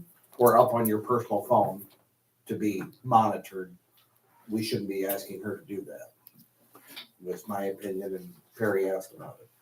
Does So Perry, when Perry's on vacation, she has access to the Yes. system 24/7. Yep. Even when she's at home or whatever, but if she's on vacation, that would fall on me. So she thinks, and you don't have access and to I it? don't have, unless I drive to the water tower itself. You know, if something, keep an eye on the water tower. If there's a water main break or something, then I would get an alert like, hey, you know, the water tower's not Yep. keeping up or whatever. So I think that's what That's what we're talking about, whether Yes. it be a tablet or a laptop, that's between you and Perry. I'm telling you what to buy. Buy a cell phone for all I care, whatever you want to buy. It's just a, Would that help you? Yeah. Yeah, and going into the future, obviously, this isn't just something for Right. now. I mean, what what, does Perry use that she has access 24/7 and you don't? Does she have it? there's a certain system that's on her computer and her cell phone. Okay. she has both, she has nothing. Yeah, I don't. and it can't go onto your cell phone? Supposedly, It's like a subscription thing. I Yeah. think I would have to it's more expensive. be for added us to on to whatever she's, do. The SCADA system is yeah, what it the is. SCADA system. So like we need to add another user to that system is what you're talking, it's not necessarily needing a device to do it. You could do it on your phone, but we would have to pay for a subscription to add you as a user. Is that right? The way Perry made it sound was the subscription was more than the actual buying a tablet would be. But I don't know, Well, you would still need to have the download it on the subscription. tablet. You could do it online then. Oh, Supposedly versus an that's app free. on a phone. I get it. Versus an app on a phone. That's why this makes no sense without Perry. I'm sorry. I didn't realize. You could have that online access to it and, well, I mean, I guess you could do that. You would have through that on your like phone through too, Chrome, yeah. But that's a whole other thing. Yeah, She I did- guess I'm struggling to The way understand. Perry made it sound is if it was on her phone permanently, she would be getting every alarm. Not necessarily wanting that on her personal device, but like. if- Because I only work whenever Perry's on vacation. Yeah, I So understand. otherwise I'm I would not- get it 24/7. I'm not saying that you shouldn't have access to it when you want to have access Yeah. to it. I guess what I'm coming from is it twofold? Does she need a device and to be added on to a system? I mean, I believe that would be part of it, yes. Okay, It would be so nice. just buying a tablet isn't going to solve the problem. That's what I'm Well, getting at. it solved it for me because Perry seemed like she could take care of the rest. Oh, does Terry have the tablet and the phone for it? She or it's has just- a laptop and her personal phone, Okay. correct? As far as Personal yeah. laptop too, or is that? She has a laptop. She does not have not a, personal? she does not have a tablet. Yeah, but it's a, Is it Is it- personal or is it? Well, it was a village laptop, unless it's changed. don't look at me, I wasn't We're here. asking You were here. That's Well, not- We're trying to then No, my- it was a village laptop, Okay, yes. because my question then, can we leave that for you when she's gone? The only problem is she's still the one whose name is on the license. Well, She's wouldn't that still be the learning. same? She still wants to be able to monitor it and be the backup to her. That's why she was asking about adding another one. Ultimately, Perry's responsible until she's licensed. Right. I mean, I'll be honest, I have no problem giving you an iPad because next year you're gonna be doing 18 different things. Mhm. So, Yeah, I just wanna, I don't have an issue with it either. I just wanna know what the full scale of it is. right, and Perry's briefly mentioned it, so it's unfortunate I just found out she wasn't gonna be here yesterday, so. It makes no sense to talk about it when she's not here. I agree because I really don't know. All right, this will be on the Who we October got? agenda. Sorry. Right. All right, October agenda, unless anyone wants to make a motion. Was there any other technology for any other departments or anything that we were? Kyle keeps telling me to buy a laptop for myself because this is my personal laptop. I don't use it for anything else but the village at this I'm running point. on my personal laptop. And Chief is also on a personal laptop. So those are probably both not good things in the long run to be doing. I don't do anything else on this laptop other than village stuff at this point. I'm sure the chief doesn't either, but those should probably be addressed at some point. Just for the simple reason of the Open Meetings Act of being able to FOIA stuff, you don't. Or discovery or. Yeah.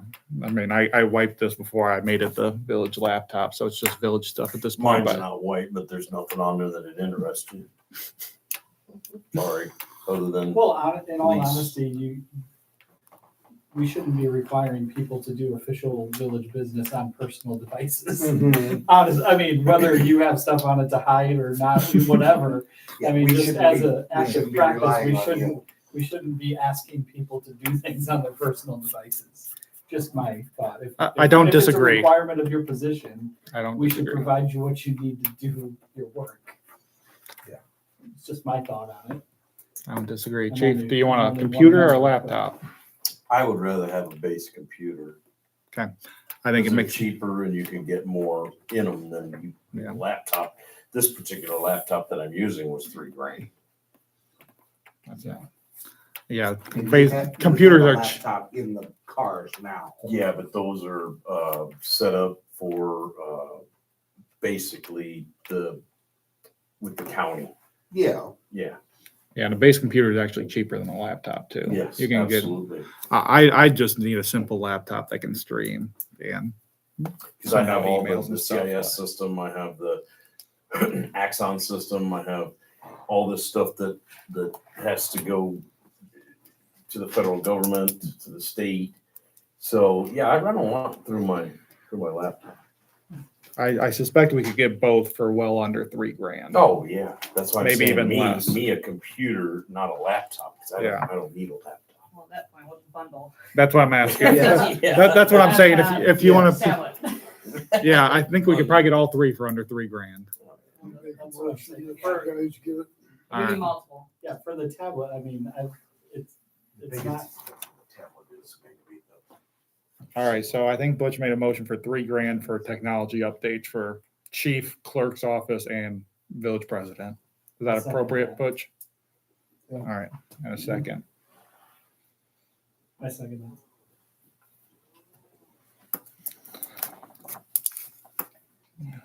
Roll call. Allen, Yes. Miller, Yep. Minders, Yes. Reuter, Yes. Manthey. Yes. Okay. Moving on to the text or email alert notice system. So we got 87 responses. which just to put in perspective, we got just under 50% for the household size survey. So a lot less people responded. Out of those 87%, more than 90% of people said they would sign up for both community and government updates. And 85 said they would sign up for government or emergency updates, whatever you may call it. 2 people sent back that they would not sign up for either. But so 85 positive responses. We got 150 for the household size, just to put it in perspective. Can I make a suggestion, or I don't know if this is a suggestion, but with these surveys that we're sending out, it's a little bit archaic how we do it and extremely labor intensive for our clerk's office. Yeah. And we're not getting very good responses. There has to be 50% is pretty good Well, I for know voluntary. I'm not arguing. Yeah. That's better than what things have been in the past. But like, to be completely honest, we got ours in our water bill. I'm hardly ever in town when the clerk's office is open. It's sitting on my counters, filled out. I just haven't taken it. Haven't been.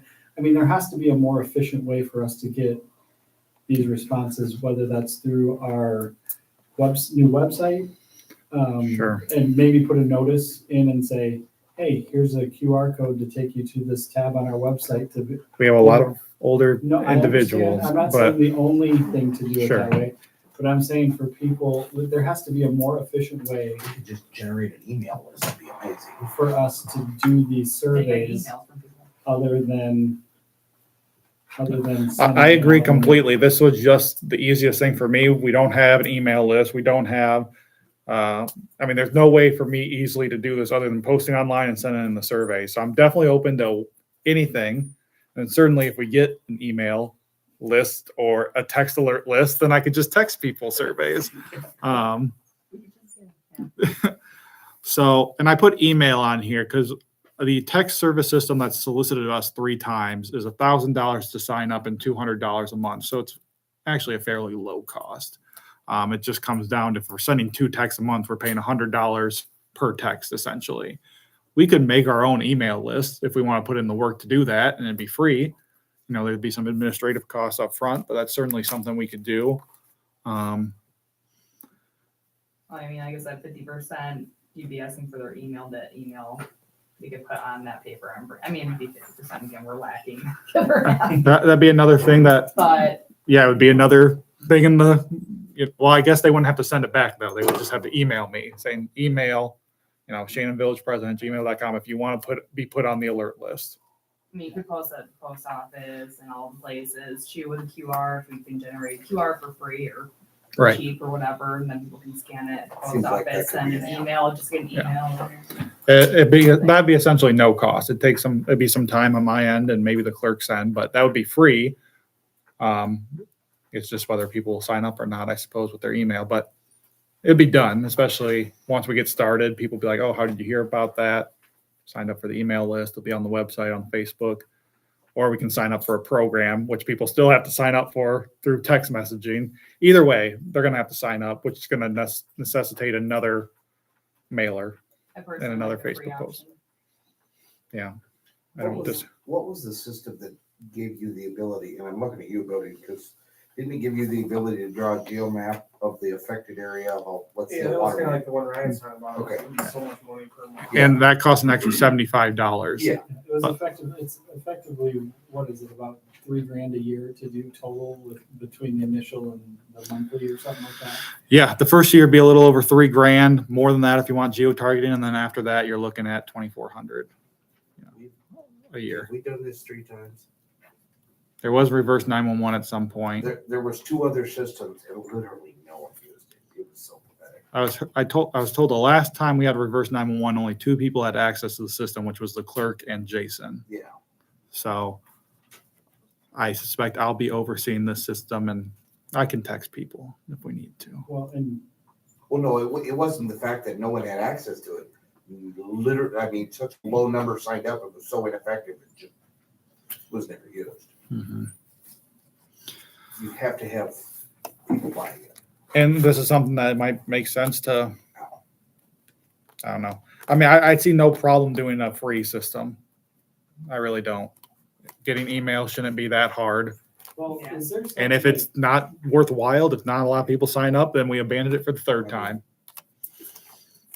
So I don't know if there would be an efficient way to do this, but I know like at Lake Carroll, they have a text alert system that they use for anybody who owns property out there. But when you renew your dues every year, you have to provide them with your updated email, cell phone, all that stuff, in order to be a member. Is there a way for us to require people to provide us with their information? through the water. Not that I could think of. I don't know if Lanark has a text Water? system, and I don't know. I mean, I guess I just, as a matter of course, signed up for it, and they. I guess what I'm saying is like January 1st, post it everywhere. And this, I don't know if this is even viable, but you didn't need to come in person to pick up your first month's bill of water bill for January. And we need to update everyone's information so that we can get everyone's information that way. I would understand that the clerk's office would need to be open more than 3 hours a week to be able to do that.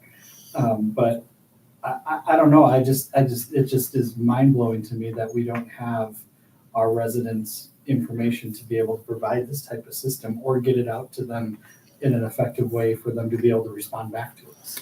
We definitely need to improve our systems. I don't even have a list of everyone who pays annually right now. So when I We conduct have- these surveys, I can't We even have get Kyle's. Some of what you want, we don't have emails. I mean, we have name and. But do you know what I mean? Like, is there a way for us to say, okay, you have 3 months notice. Right now, we're issuing everyone notice. We're posting it all over Facebook, everything else. January or December, everyone needs to come to Village Hall to get their January water bill. And if you want your water bills to come and your water bill to stay, or your water to stay on, you need to come in and give us your information so we know how to contact you. Or just the people that want it, you know, if you want. If you're, Well, the problem, you do that, not everyone's going to come down here then. and if Well, then they don't you, get it then. Yeah. you're like me, before being on the board, I would just, there's extra papers. Yeah. I wouldn't pay any attention to it, to be honest. People are paying on monthly, they're taking the top thing. Why can't we just, their names and addresses are all on it, why can't we just add a place to say, where emails, please? Yeah. I mean, Because because they're they're paying overlooking it, it, and that's the but problem. they're paying it at the bank normally, or they're paying it on a yearly basis. Well, and like for us, we have ours automatically taken out of our accounts, but we don't even have to go there and pay them. It just comes out of our Right, account. so again, also. So we never look at, so people, that's what I'm saying Yeah. is, You're back to sending out another flyer, I hate to say it. I mean, it's going to have to be all of the above. It's not just one. It's going No, to it's be not. all of the above. I'm And just then saying, if I we, don't pay attention when I get my bill, I get it, I send it, I don't know what day I get it, I don't know what day it's due, I get my bill, I write it out, I send it. So for us to be like, January 1st, if you want your bill, you better come get it, I won't, I'll forget. I'll be honest, I gotta be not the only person. I would- Read your water shut off. Yeah, This is not. Well, no. an idea. I'm just trying to figure out, Right, I'm just right. throwing out ideas. Yeah. We need to figure out a way to get the residents of our villages information so that we can start to do things. And I don't think an effective way is sending it out with the water bill. That's all I'm getting at. That's all they've I'm had trying for to. 20 years. If we can have some color added to it would probably help, because it's usually just black and white. yeah, we could do some pink flyers. Yeah, come home. So I was just gonna piggyback off of what you guys said, working at the bank and we take the water bills, I would say probably a solid 50% of people don't have their water bills when they pay their water bills. They don't. For instance, for me, I don't even have the time, I don't even open my bill, I just go pay it. We have ours automatically taken. Because you know what it costs. Exactly. Because it's consistent. Okay. We're just back to what he's saying, plus what you were saying, Ryan, on the emails. Yeah. Once you get that set up, Lake Carroll does a weekly email. Yeah. That tells you what's going on. Mhm. They also do emergency emails, And text alerts, all of it. and it's, Well, you know, it'd be back to what Ryan said, it'd be a lot cheaper just doing. But they have a email. way to make sure that they get everyone's information, because you have to go to the office to renew every year and update your information. Well, at least start somewhere. When somebody signs up for a water account, they can provide that information. Yeah. Well, yeah, Are going you forward. selling vehicles there now? Yeah. All right. Well, this isn't we have to select one thing. We're going to do it all. I mean, it's going to go up everywhere. I'll send out another survey or another flyer. I'll make it pink. It'll be posted on Important Facebook. Sticker in the front of it. You'll be like, oh, it says important from the village. Nicole, you get a Interesting. sticker There's every actual water things bill in here. now. We'll stick it I'll on try and everyone's, help. we It's can fine. walk through and I'll help stick you it on out. everyone's Put some door, we stickers can up. put it in Well, I the mean, mailboxes. we It can- legit might be, no, guys, it might literally be easier to go towards a door. Yeah. I'm sorry to say that. Take a half a dozen. I have people no and start problem with walking. working a street a day. Yeah, I mean, we can do it. Seriously, literally I'm might not be kidding you. easier to do. I'm not kidding. Yeah, it probably would be. I'm All just right. saying, if we go, if we go to people's house and say, we're looking at doing a text and email alert emergency system. Can't do that, that's soliciting. Nope, governments can do it. I'm- Government I'm gets the not pass. selling anything. Yeah. We need everyone's updated contact information. All right. That's What I mean- I was thinking was is getting a sheet like when you run for a position, a political position, you have to have so many signatures. Just get a sheet like that, Yeah. and then I could go and work one street a day. And I have no problem with doing this because I like to meet the people anyway. And just have them fill in their information real quick, and then I'll just bring it back to you. That's a good, and that can be one. We can do it all. I mean, but I like going door to door. It literally might be easier. All right. I I mean, don't, It's not like we have a lot of streets in town. I Yeah. mean, I'll disagree. I don't need a motion necessarily to do that because we're not doing any costs. Does anyone think this is a bad idea and we shouldn't do it? All right, then we will do a We're free. gonna have an accurate account of. All right, we will start the process of getting an email server list and we'll go from there. All right, the next thing is emerging contaminants and small and disadvantaged community grants. So I actually had, in each of your folders, there's 2 documents related to this project. A company reached out to me and asked if they could submit a grant on our behalf.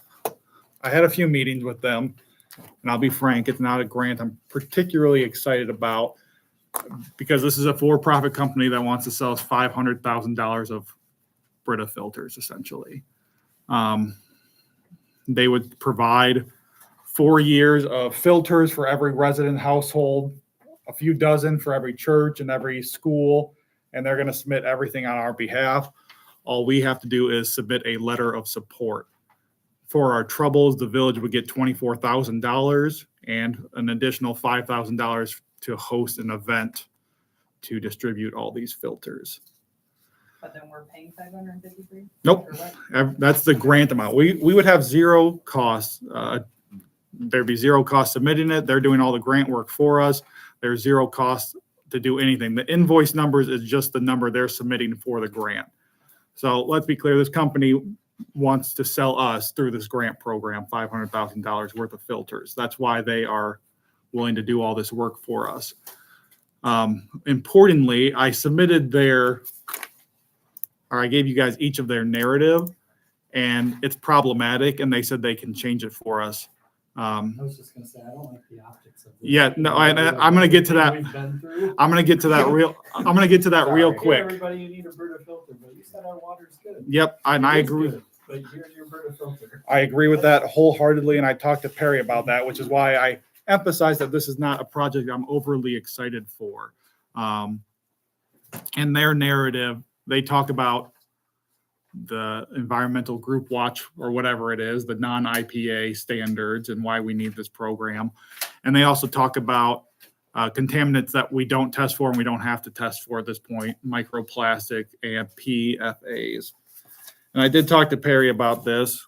We don't test for PFAs regularly or microplastics because the EPA doesn't have workable standards for either of those, and they're not required. The EPA was here 3 years ago and found no presence of PFAs in our water. They didn't test for microplastics at that time, she doesn't believe, but they also have no workable standards at the moment to test for microplastics. But that's why it's an emergent contaminant. They don't know how to deal with it at this point. And actually, one of the things the grant calls for is point of use filters, so Brita filters, essentially. I talked to Perry and I agree with her. I think the optics are pretty bad on this. We get 29 grand and everyone gets filters for 4 years. What do they cost after 4 years? That's probably the kicker. Yeah, that'd be the kicker. So Well, if you divide 577.96 by 4, that's what the annual cost would be per household, it looks like, right? That's 810, so that's 4 years. And he did give me a number. He said, it's like 20 cents a day or something to that effect per filter. I was gonna say, it looks like it's about $120 a year is what it would cost them. The other after group the of first standards, year. what did you call those? They're non-government The standards non-EPA standards, the ones that our engineering firm basically, that are ridiculous. well, not only are they ridiculous, they're used to wash sell this kind of stuff. They are used to sell I mean- that, and I told him I had a problem with him using that, and they are approaching small towns because they want to sell hundreds of thousands of dollars of water filters, so they use the standards that are used to sell hundreds of thousands of dollars of water filters. Perry doesn't like the optics of it. I don't either. There's essentially no downside monetarily to the village. Actually, there's no downside. It's just whether we want to write a letter of support asking for water filters for our water that has there's been no contaminant violation since 2017, since we put our new water project in. I think that's important. 2018. So I think that's important to stress. It's just, I felt like I needed to bring this to the board, even though I wasn't particularly fond of it, because they are offering to write a grant for us for over $500,000 at least on paper. But that we they don't get to need. choose what they spend the money on is the only problem. 4 years, you're gonna be buying a $577 filter. 120. That's for 4 years. It's $577 for 4 years per household. But yes, every household, if they wanted it after 4 years, would need to spend $120 to keep going. Let's be honest, if the households that wanted filters bought filters, they probably bought them already. I don't- Put a reverse osmosis system in my house when we moved here. Right. You want something, you do it. Yep. I don't know. Perry also said that these aren't necessary because our HMO treatment system at the water tower is already a giant carbon filter, which is why we don't have any PFAs. And she assumes no other emerging contaminants. We don't know because they are not tested at this point, but we already have this for the village at our water tower. And all the other contaminants that we do test for, like I said, they've all been under the required levels since 2018. There hasn't been a single contaminant violation. I mean, we know that our water's good. It has been good for a very long time. The narrative that is out there right now is trying to cloud that. And I think that this would only give that legs. I agree. I just felt like I needed to bring it to the board because it's a large scale grant that someone wanted to write for us. So, Start pushing these. yeah. Are you looking for a motion? Nope. If I need a motion, if we wanted to pass it, but if not, I will rip up this letter of support and we will be done. Anyone have a motion? All right, we'll pass on that grant then. Next thing on the agenda is the notice to abate. This is for Bodie. Well, right now, actually, the clerk or Kip has to send a letter for someone if we want to fix their lawn, if we want to mow their lawn for them. Kip or Denise has to do it, and we give them 10 days to fix it. I think that's a little ridiculous to expect Kip or Denise to do that, and I think 10 days is also ridiculous. So my proposal is to allow the chief or Bodie to do it and require 3 days to fix it instead. The chief was going to fix the yard on Hickory, and I told the chief to hold off until September till we change this. That individual called me and asked for more time, so I said yes. I'm glad he got that fixed, but this will allow us to react much quicker. So ultimately, I'm looking for a motion to amend the section that's cited here, 41A3, to allow the chief or Bodie to give actual notice and require 3 days to fix their nuisance lawns. Are we adding the chief and Bodie? We are adding, this is a complete rewrite. It's getting rid of that whole section completely. Now, are you going to also allow Kip and? I wasn't going to, but you can I'm write it. asking. I wasn't going to, because right now, Kip or Denise has to send a letter in the mail and give them 10 days, which I think is just wholly ineffective. Understand. So, no, as I've written it, as Kip's drafted it here, I believe it's just Bodie and the chief goes and gives them notice, and they have 3 days to fix it. I so move. All right, there's a first. Second.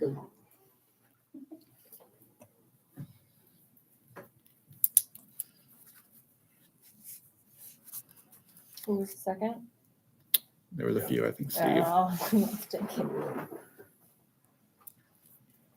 Okay, Manthe, Yes. Reuter, Yes. Minders, Yes. Miller, Yep. Allen. Yes.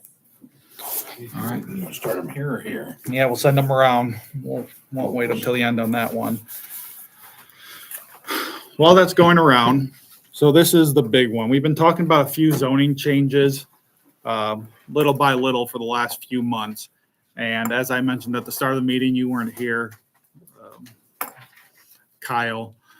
Someone asked to have their entire parcel rezoned.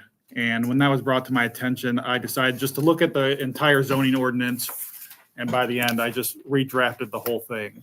So I did not give you each a copy. I wrote a whole 27-page update to our zoning ordinances, but I did give you an update to each of them. I have a physical copy for Kip to review, and I'm going to keep a copy here at Village Hall for the trustees to review for the next month. But I want to go through the big changes, though I certainly encourage you to come look at the entire thing.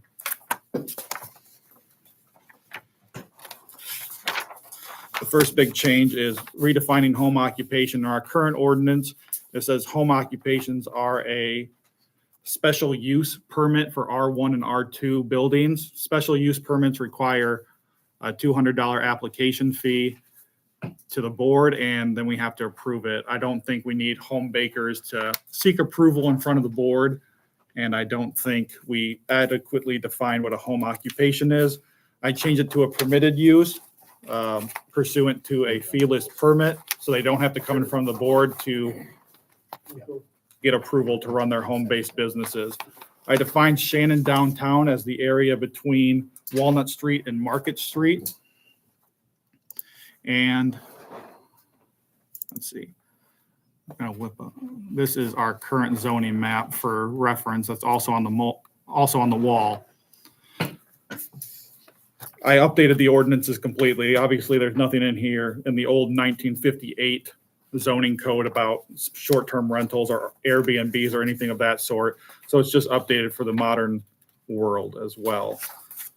Most notably, the most important part, and we're going to have to look at the zoning map here in a second. As it stands right now, we have R1, R2, which is single-family use, multifamily use, and then we have light industry and heavy industry. Those are our only options under the current zoning code. What I'm proposing to the board is to create six zoning codes. As it stands right now, just looking at the map, I believe both Butch and Talia are in light industry, which means if you two wanted to, today you could open a bakery, a bank, a barber shop. You could do a meat market or a poultry store, a drugstore, a dance hall, a chick hatchery, a hotel, a hardware store, a shoe repair shop, a restaurant, a theater. And every single home on this map that's zoned as light industry could start as a business tomorrow.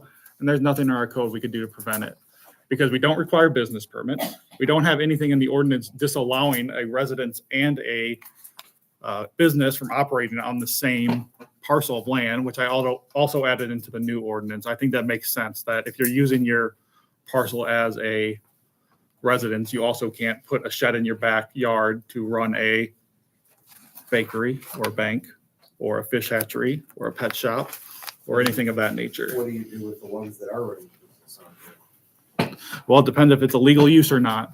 The big thing is we have to allow all non-conforming uses to continue. I was just saying, the ones that were there prior to this. They all have to stay. Okay. So There's three altogether. So as I said, right now, there's 4 different zones. The 6 zones I'm proposing are R1, family residential, R2, those are stay the same.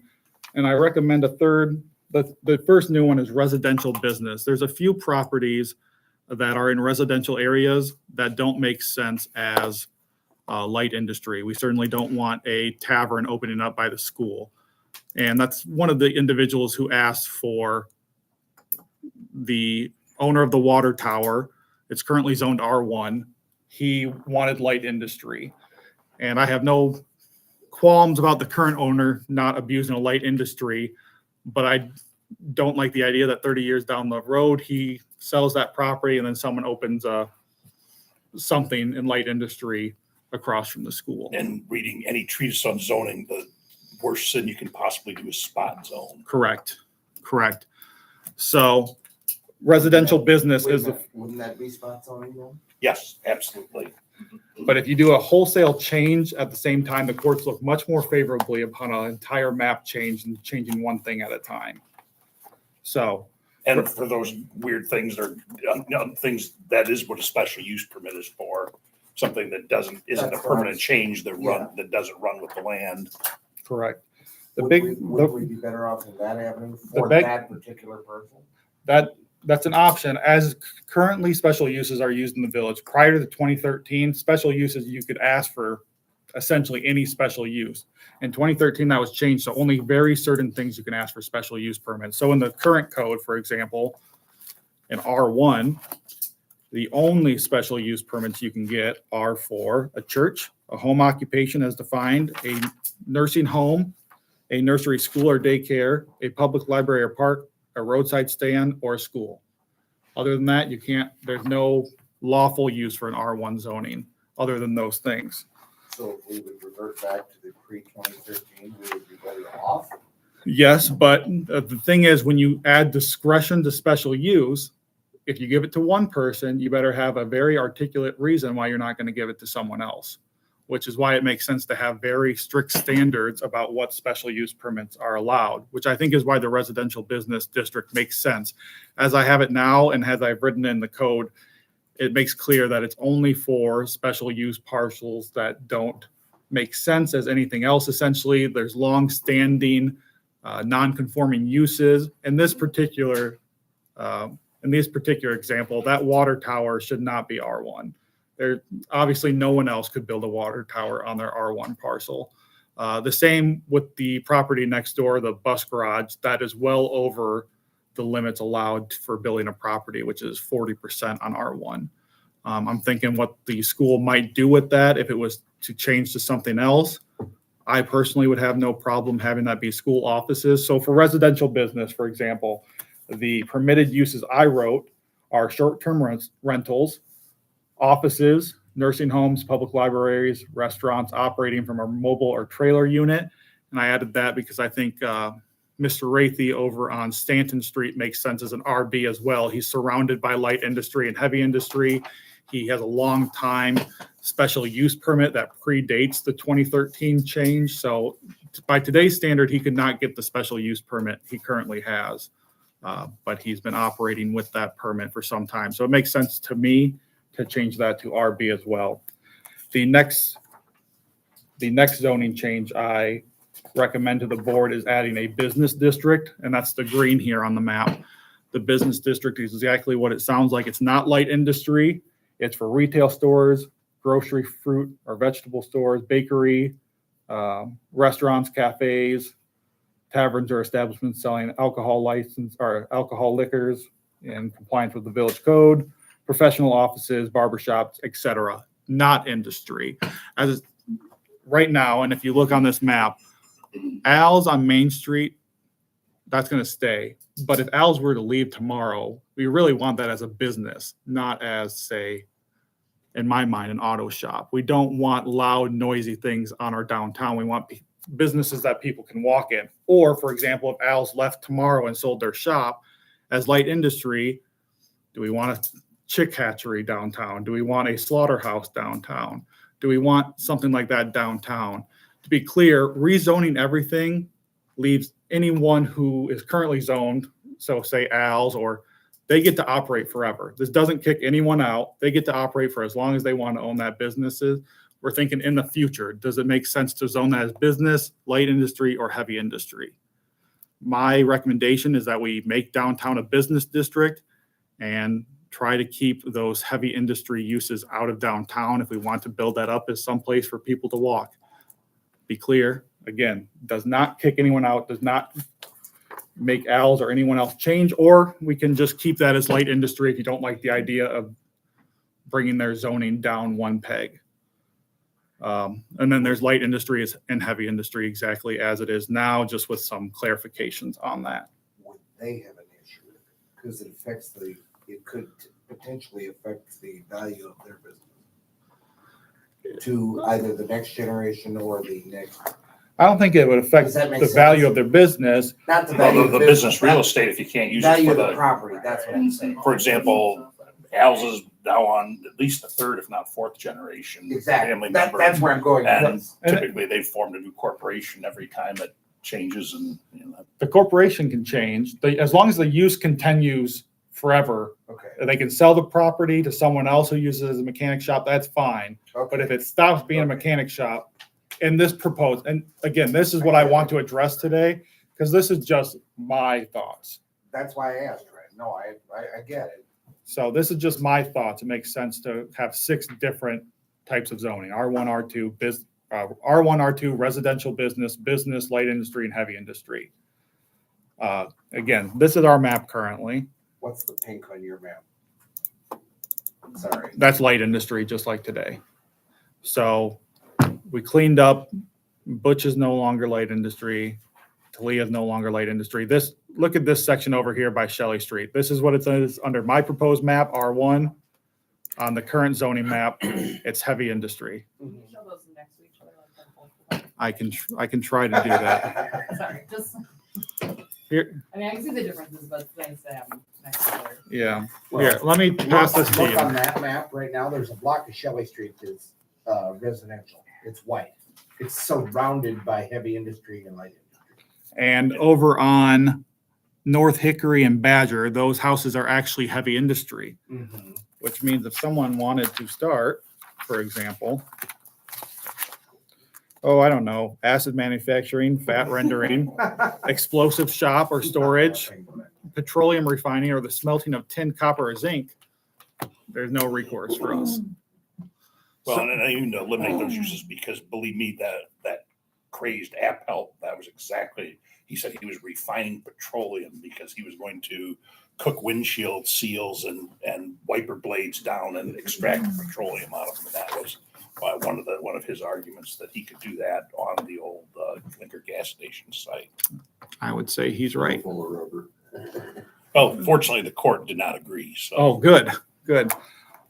I think it makes sense to have houses not be light industry or heavy industry. No, I don't just look at this map. All that out there that got annexed in when Eastland Feeds bought that, I'm pretty sure that's all zone heavy industry because he bought that with the idea that he was going to a lot of that gray area and that line out. Where, right here? That box. Up here, where it's okay, and over here. Is that in the village though? Yes. We annexed a lot of that. Okay. What he at his request. Okay. and we can zone that. I don't have it zoned at all. And I think it was all zoned heavy industry when it was annexed because I mean, I know he's expanded greatly his business onto that, and there's some that's just used as farmland right now, but There's 2 more areas to bring attention to. This parcel by the school, I think, is very problematic as light industry as well.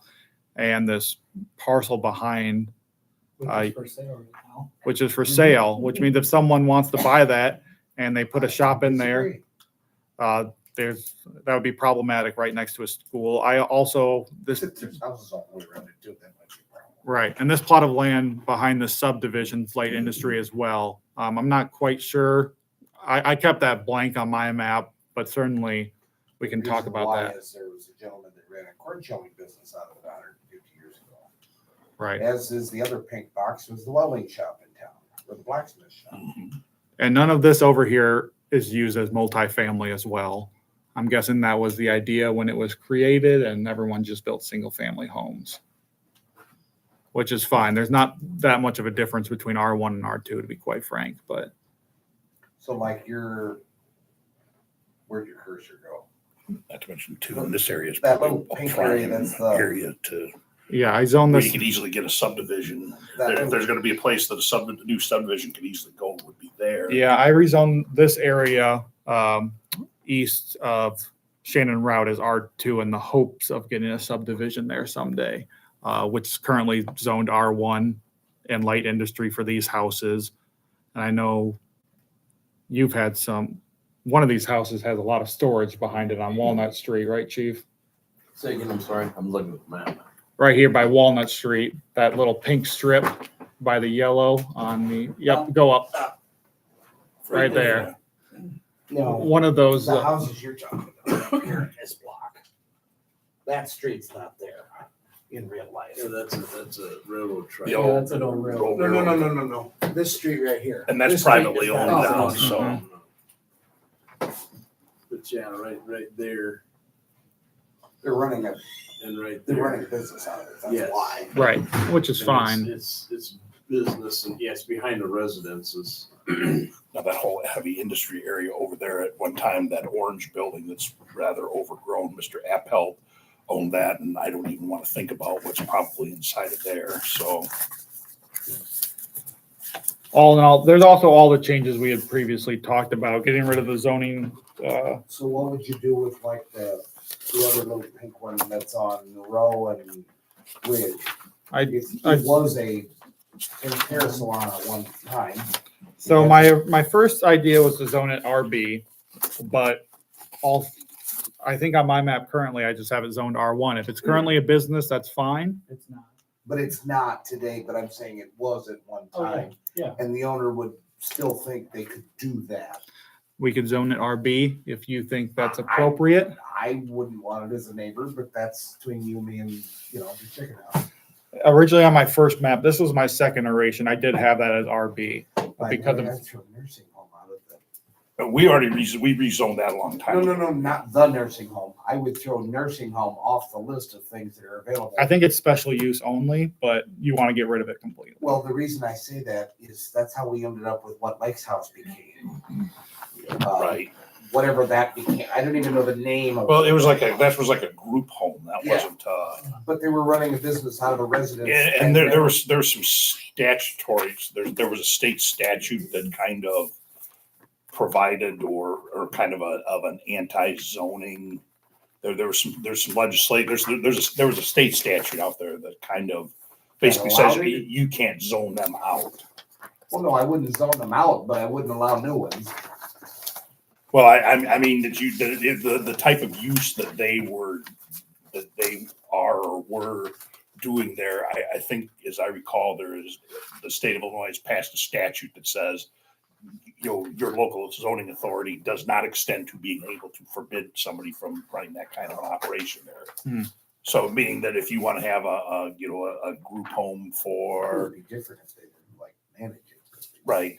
Well, and that's just, that's just it. It's, I as I recall, I know that question came up, and I think there is something, and occasionally, I mean, that's kind of a big issue at the state level right now. Like, I know Illinois is on the forefront where they want to try to say, we want to prohibit a lot of R1 zoning because we think that that's used to keep poor people out, because that prohibits the building of multifamily housing, and only rich people can afford single family housing and go into an area. So, we want to try to make it difficult for municipalities. I mean, not that that's going to happen here, but I mean, so there's legislation that hasn't happened in Illinois, but I know it's a big issue a lot of places. So occasionally, statutorily, the Illinois legislature decides you can't stop people from doing that, and they supersede us. So that I know there's something with the So nature you're of what. basically saying we can't eliminate R2. I'm not saying we can't. No, I'm not saying that at all. I'm just saying with the particular activity up there. I just recall there being something that says that what they were doing is not something we can zone against. So Ryan, on your iteration there, the black area is the RV, so you just have the two. I just have two areas right now. Which would be the old water tower and where red is. The old water tower, the bus garage as it currently stands, and then Rhett and the building just south of him, that was Wayne Gall's building, which has a huge storage facility attached to it. The village was thinking about buying it. Those are the only two RBs I have currently. And you could zone those as light industry, and I have no doubt that the current owners would not abuse that. But if they sell their property, that can change. And it should be noted, just like in our current ordinances, everything runs down. So light industry has business, applicability, business has business does not have R2 because I also banned all ground level apartments in business, as we had previously discussed. I set a sunset date of 8 years, so all current apartments should end in 8 years. Now, I put hardships in there as well to try to alleviate any judicial concerns if someone does raise that. As I said last time, the courts do not like when you take property from other people without calling it taking, but they're not technically disallowed in Illinois, would be my reading of it. So certainly, again, this is just my thought process. Nothing here is set in stone, but this encompasses every single zoning change we've discussed in the past 2 months, and also updates the zoning map and all of the language in the zoning code, which was last updated in 1958. So I encourage everyone to come and glance at it at least. And then the bus garage example and the water tower example would be both things that preceded zoning. They existed before that. And I mean, if village property. If the school ever was, tore the bus garage down, then that would be R1 to R1, as would the water tower property. Here's my question: could they replace it? No. Like I say that they wouldn't qualify for the. If you went to R1, no. As RB, yes, because I said school offices and like property. So that's another thing. If we zone the bus garage is R1 and it's destroyed, they cannot rebuild it. I would bet to venture they could take that to court. If it was destroyed, there's no way they wouldn't be allowed to build it back. That's pretty clear. More than 50% of a building is destroyed, and it's By not an act of God, Yep. you'd be hard pressed to get that by a judge, would you not? I'm telling you, the legal answer is if a non-conforming use is destroyed by any means, That was there predating the zoning? Yep. Wow. by more than 50%, they could not rebuild. And the same is true with a house that's zoned light industry now. Say they have a workshop in their backyard, you make it R1. If that workshop is destroyed, they can't rebuild it. So non-conforming uses are allowed. They cannot expand their operations. And if it's destroyed by a certain percentage, I forget if I put 50% or whatever it is, or whatever the standard is in here, they cannot rebuild. So the bus garage cannot be rebuilt if you zone it as R1 or R2. The same with the water tower and the well house. Actually, about 20, 25 years ago, I did a new classification for Lanark, but just the reverse along the main street, that the way their business light industry was written, where there's all those houses, that if one of those houses was destroyed, technically you could not rebuild a house there. So they developed a new classification saying, that they called it R2, that said in those certain areas that, residential purposes were allowed because, like I say, technically, if a house burned down, it reverts to business only, and you couldn't have a residence on it. Right. The way I understand it, we're better off, for the two instances being Raytheon and the water tower, we're better off to use a special use permit. I understand you don't like them. I mean, I'd like them in these instances. Well, it's better than spot zoning. Special use is always I'm better sorry, than spot but zoning. the water tower looks like spot zoning. But then again, we have all sorts of all over the map. So this is definitely. I mean, is that really even zoned at all? Since that was it's public R1. That was public property beforehand. I don't know that would necessarily be the bus garage zoned. We found out the bus garage was actually built on village property back in the day. Well, that's not true either. In looking in the sale, the assessor and the assessor's records are incorrect up there. They have the property identification numbers reversed. So it's I'm hoping they fix that, because I showed them where they had incorrectly recorded those numbers down there. So essentially they are showing, the bus garage numbers are showed as owned by the village, and the village property ID numbers are showing the legal descriptions are correct, but the property ID numbers are not. They were going by the legal description. They came up with the bill of sale from the village to the Shannon School District about 27 seconds before the Eastland School District became a thing. Because the way it sounds, or the way it read, they didn't own it prior to that. Well, I mean, when I did a title search when the water tower got sold, the legal description for the water tower is correct, the legal description for the bus garage is correct. What the county had reversed was they showed the wrong PIN property identification number being signed to the wrong piece of property. I understand that part. I just meant that they literally have the bill of sale. Well, bill of sale wouldn't do you any good for real Not the estate. bill of sale, but the description saying when that was sold. Ryan, what's the R2 down by, There's right a, at the end of Hickory Street? there's an apartment there. Currently, in the current map, that's actually not even zoned R2. There's 3 apartments actually. There's 1 upstairs and 2 downstairs. And that one, That yellow building. our current zoning has it wrong. That's not even zoned R2. The properties next to it that are single-use families are zoned R2 because, Steve Greenfield used to own it. I assume Brooke owns it now. Oh. yeah. Oh, I know what. Yeah, it's yellow. It's right at the end of it's Hickory splits Street. and then there's upstairs. Yeah, it's the only actual apartments there, which on our current map is not correctly zoned. That's R1 and the properties next to it are R2. So that's just fixing it to reality down there at the moment. The only other multifamily, there's a multifamily along Chestnut Street. Right by the park. I was gonna say, right at the corner At of the the park. at There's also another Bradshaw one. and- There's Right also here? another one in Arch. Yeah, that's multifamily as well. There's a big Okay. 2-story in Arch. And that one is zoned R2. I wasn't sure. Yeah. I thought it was, Don't Chris and Cassie Sturts own that? The one across from the cannon, yes. okay. There's also the one that has that car with a screwed up bumper along Arch Street. That house, I think, is No, split in. that's That's only split one. in. That's a whole house. That's one. Oh, I thought it was split into 2 apartments. The one on the corner there, because that used to be apartments. It's not, Okay. it's one. Yeah, it's a single family. Okay, They changed the back, okay. because it's blue on that map, if I read that map correctly. Because the one on Yeah. Arch and Chestnut, that they now put vertical siding on it for years, that was 3 apartments. Yes. All right, so that needs, that, Porch. Mm-hmm. Yeah, so those obviously would need to be fixed as well to ensure that. the only other apartments, It's a husband and wife and 1 child. So they turned it into a single family again.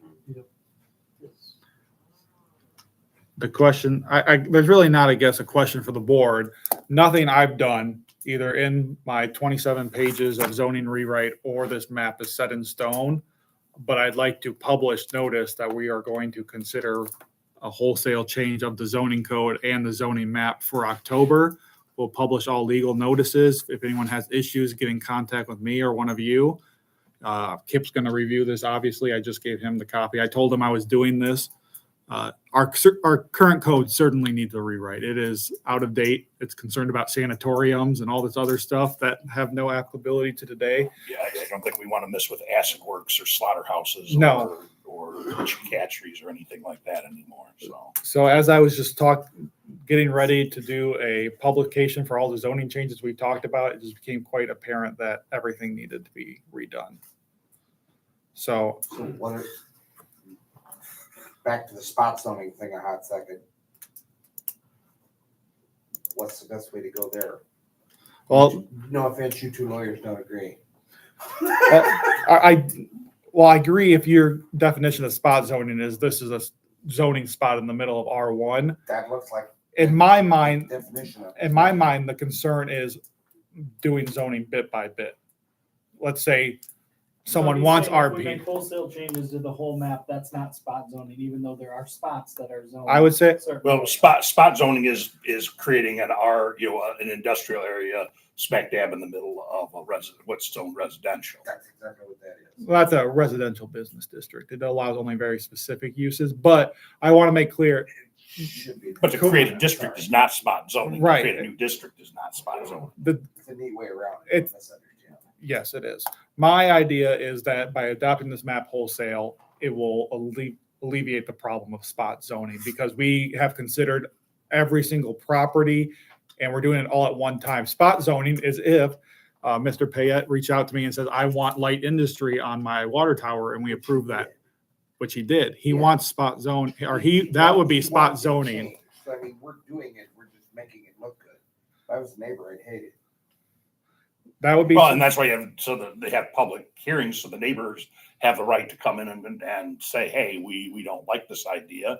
And, when, like I say, because right now, I reiterate the whole planning commission, even though there's no separate planning commission, it's still there and you are them.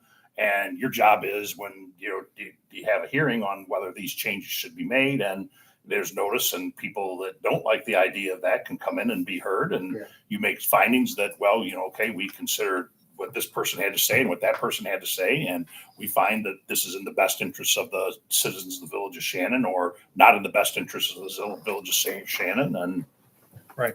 And, and that's why you insulate yourself from legal challenges, is that you show and make a record that you have actually considered, what's come before you, and, made a decision based on that evidence, rather than just arbitrarily saying, oh, somebody wants a change, we're going to make the change. Right. Which is, the county's done that for some time. I know you've had issue with how the counties do it. By adopting a wholesale map, it is by definition not spot zoning, I suppose is what I would say. I have a question. So the whole strip behind the new water tower of those townhouses back there, would that not be R2? Are those currently R2? I don't believe they are. But that's what I'm saying. They should be R2. Yes, they should be. On your map, they're not. I did not. Yeah. Well, then they should be. I should know. I do not know where every multifamily household is in this town. I do not. Why not?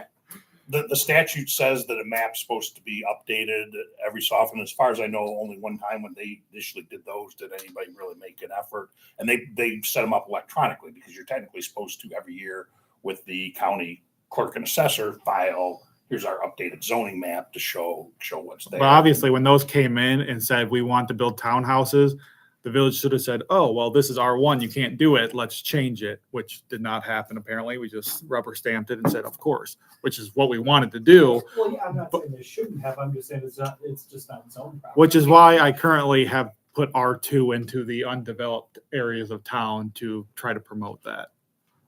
But yes, that should be updated, that strip, those houses that are currently. You want that to be R2 and not R1? I would like this to be R2, yes. I would like townhouses to go over there in a subdivision. Because and R2 does not have single family right. or multifamily. It does not require single family. It just allows, or it doesn't require multifamily. It just allows a developer to do townhomes, which is what should have happened with these townhomes over here. It just wasn't enforced. And again, nothing here is set in stone. If we go in October and whatever evidence we hear on this, which is probably just going to be me saying I want a subdivision over there and I think it benefits the town, yada, yada, to zone this is R2, and the board disagrees that it's better suited for the village to have this as R1, we can keep it as R1. Can they farm it in R2? Yep, because that's a pre-existing. That's good news. What about, so the other large section of R2 that you have north of Shelley Street? Yeah, there are apartments over there currently. No, to the west. Behind the church. Behind the church. There's like a storage shed there, and that's where isn't that where Bill Faust's shop is? Yep. And all that stuff is right there? That should be. Right here? Yeah. Yeah. That should be Okay. more of a business. And that should be light industry or residential business. Okay. There was a home. I was along, very. But it's gone now. Those are my remarks. And then Let's see on those. Shelley. Okay, see, I thought this was the church's shed. Oh, map's not set in stone. I mean, you No, always no. change Yeah, it. every- You always go back and every- change what needs to be I do changed. not know what every parcel of land is used for in this town. I tried my best. Well, and now's a good time to find Yeah. out too. I Yeah. mean, it's something that probably should be inventoried. Right. So any, Well, I guess that's my question is do we have to have it We don't have to have it. solidified before we post notice? Because don't you We are have going to to say- notify people what you're looking to change it to? I would notify that every parcel currently zoned, anything other than, I'm going to notify everyone. I mean, I think it's going to be a notification that we are redoing the zoning map. Every single parcel could be affected. Okay. That's what I would do. And in the meantime, we, Gotcha. I thought you were saying, here's what we are looking at doing. yeah. I misunderstood. That's why I was going through each part of your section. understand. No, I think it's You very can- important if we do somebody that, wants to do because if we something come in within with 1.5 a miles of the village semi limit, set in stone map, we have the that'd be right great. And if I to- could post it the week before saying, this is currently where the board's at. I would love to do that, but Shannon would have the right to say, This we want to, This business right here is currently in the county. yes. So this. And if they want- It's not my jurisdiction. if they wanted to do something there zoning wise though, I mean, if somebody said, I want to build an acid works on that property because it's within 1.5 miles of the village limit, we would be, and if they filed a permit with the county, we could actually intervene and say, we wanted to zone that or do that. So we would be, you know, that's something that basically the statute, the municipal code gives a municipality, some jurisdiction within 1.5 miles of its boundaries to be able to kind of control it when in there just looking for future expansion. So, Okay, I the- think, other than To the town. zoning map, I need to fix the R2s. There's some definite pieces here that need to be fixed, but generally, sorry, I thought you had to have it, I thought you were looking to put a specific notice out to the public that this is what we're looking to do, here's your notice. Well, I mean, I think it's something that this is something this complicated. You're not going to be able to do at a 1-hour meeting with a 1-hour hearing and say, here's what we're going to do. I mean, I think that my guess is going to be that there would be. Well, no, I'm just saying that there's that anytime I've dealt with zoning issues, it always gets to be very complicated because you see all of the questions that are, you know, arise here. And I would imagine that there would probably be a lot of people that would, you know, be interested or curious, or I'm going to email everything. I do have a PDF version of this 27-page rewrite, so you don't have to come down and view it. In the piece that I do have down here, I did highlight the important sections I've changed, but I will send out a PDF of this document as well. And I will email the maps as well. Any questions? The map, there's stuff we need to do for the map, definitely. Any changes or any questions about what I've done in here briefly? I did give you guys a 1.5 page sheet that highlights the major differences. Any questions about any of that? No. So everyone's okay with sunsetting the apartments downtown, restricting the ability to have ground floor apartments. I think we've talked about that. Obviously, if anything comes up, get a hold of me and we can do a special meeting if we need to talk about this issue, just prepare for October. But that will certainly be the main push in October is this rework of the zoning ordinance. Any other questions? Well, and in conjunction with that, the map needs to be accurate, but when we pass this, right? Yeah. Right. Yeah, we're gonna pass it, or it'll be presented to be passed. I'll bring my crayons to the next meeting. Highlighters, please.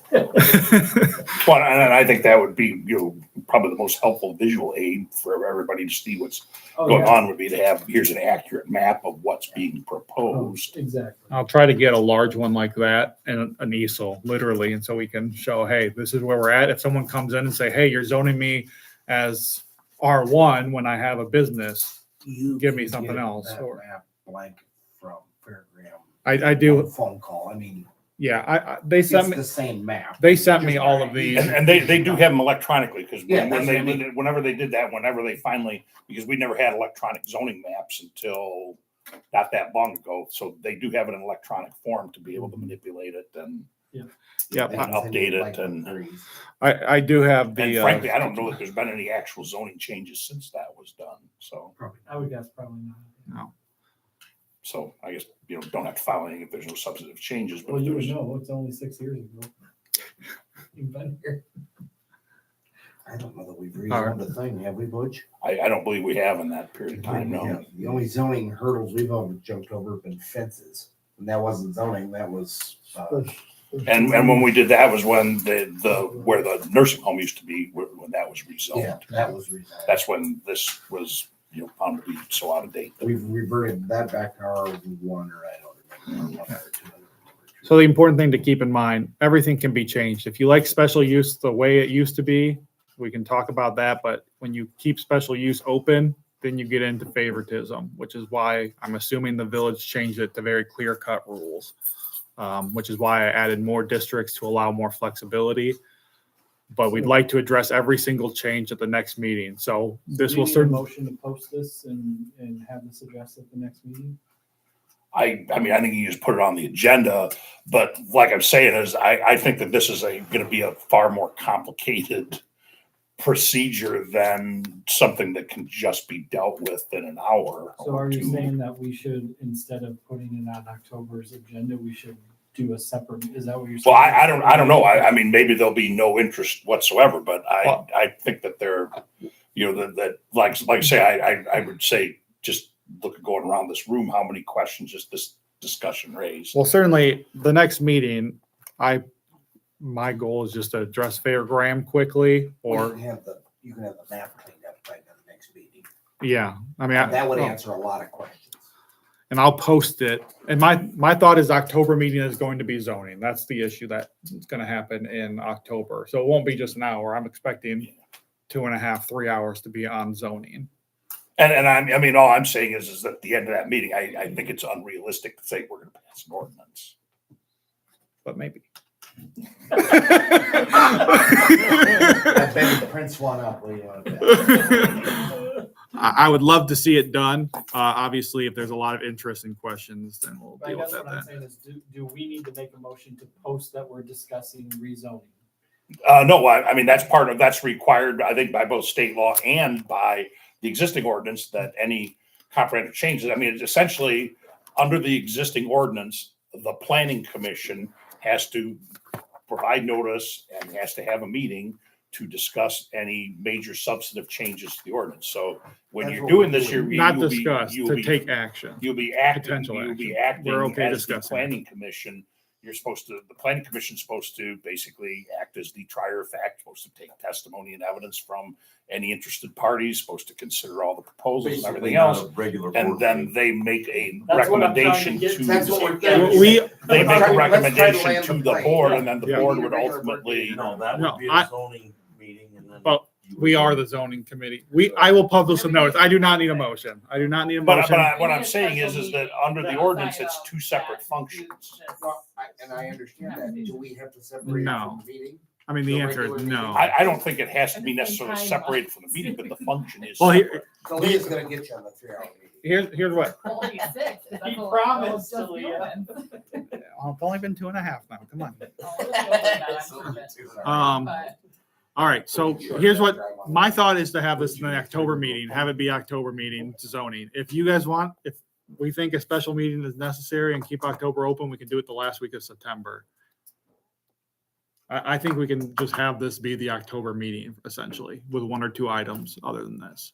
But if you don't think that's appropriate. No, I don't think it's inappropriate, but I'm just saying is under the current ordinance, it's a bifurcation.